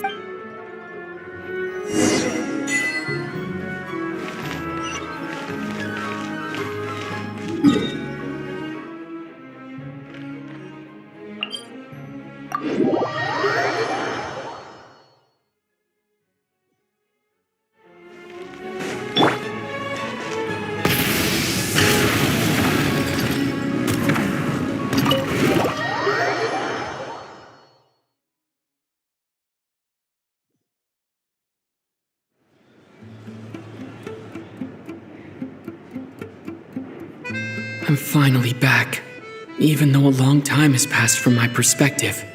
As far as Paimon's concerned, I probably just went out to watch a very short show. I should keep my emotions in check when I see Paimon again, or it'll seem weird. Wait. The atmosphere here feels off. Shh. Stay quiet. Let's go inside and take a look. Have we still not been able to notify Child yet? We need new orders. What if that person comes back again? I'm so sorry. Under the circumstances, there was really nothing we could do. Tell me, what happened to Paimon? It was the Jester. He came here in person and escorted Miss Paimon away. He's the director of the Fatui. His authority supersedes all others and cannot be questioned. There was nothing we could do. How long ago did he leave? And what was Paimon's status? It was about an hour ago. Miss Paimon was fast asleep at the time. The Jester simply walked off with her as if it was only natural. I assure you, he absolutely did not use any force. Do you know where they went? The Armory Palace, most likely. Lord Piero, the Jester, has been overseeing the experiments there lately, keeping a close eye on their progress. Everyone in the Fatui has heard about it by now. I'm surprised he came in person. Whatever his reason for taking Paimon, he'll most likely return to the Armory Palace first, which is exactly where we were headed anyway. Then lead the way, Odette. Okay, let's go.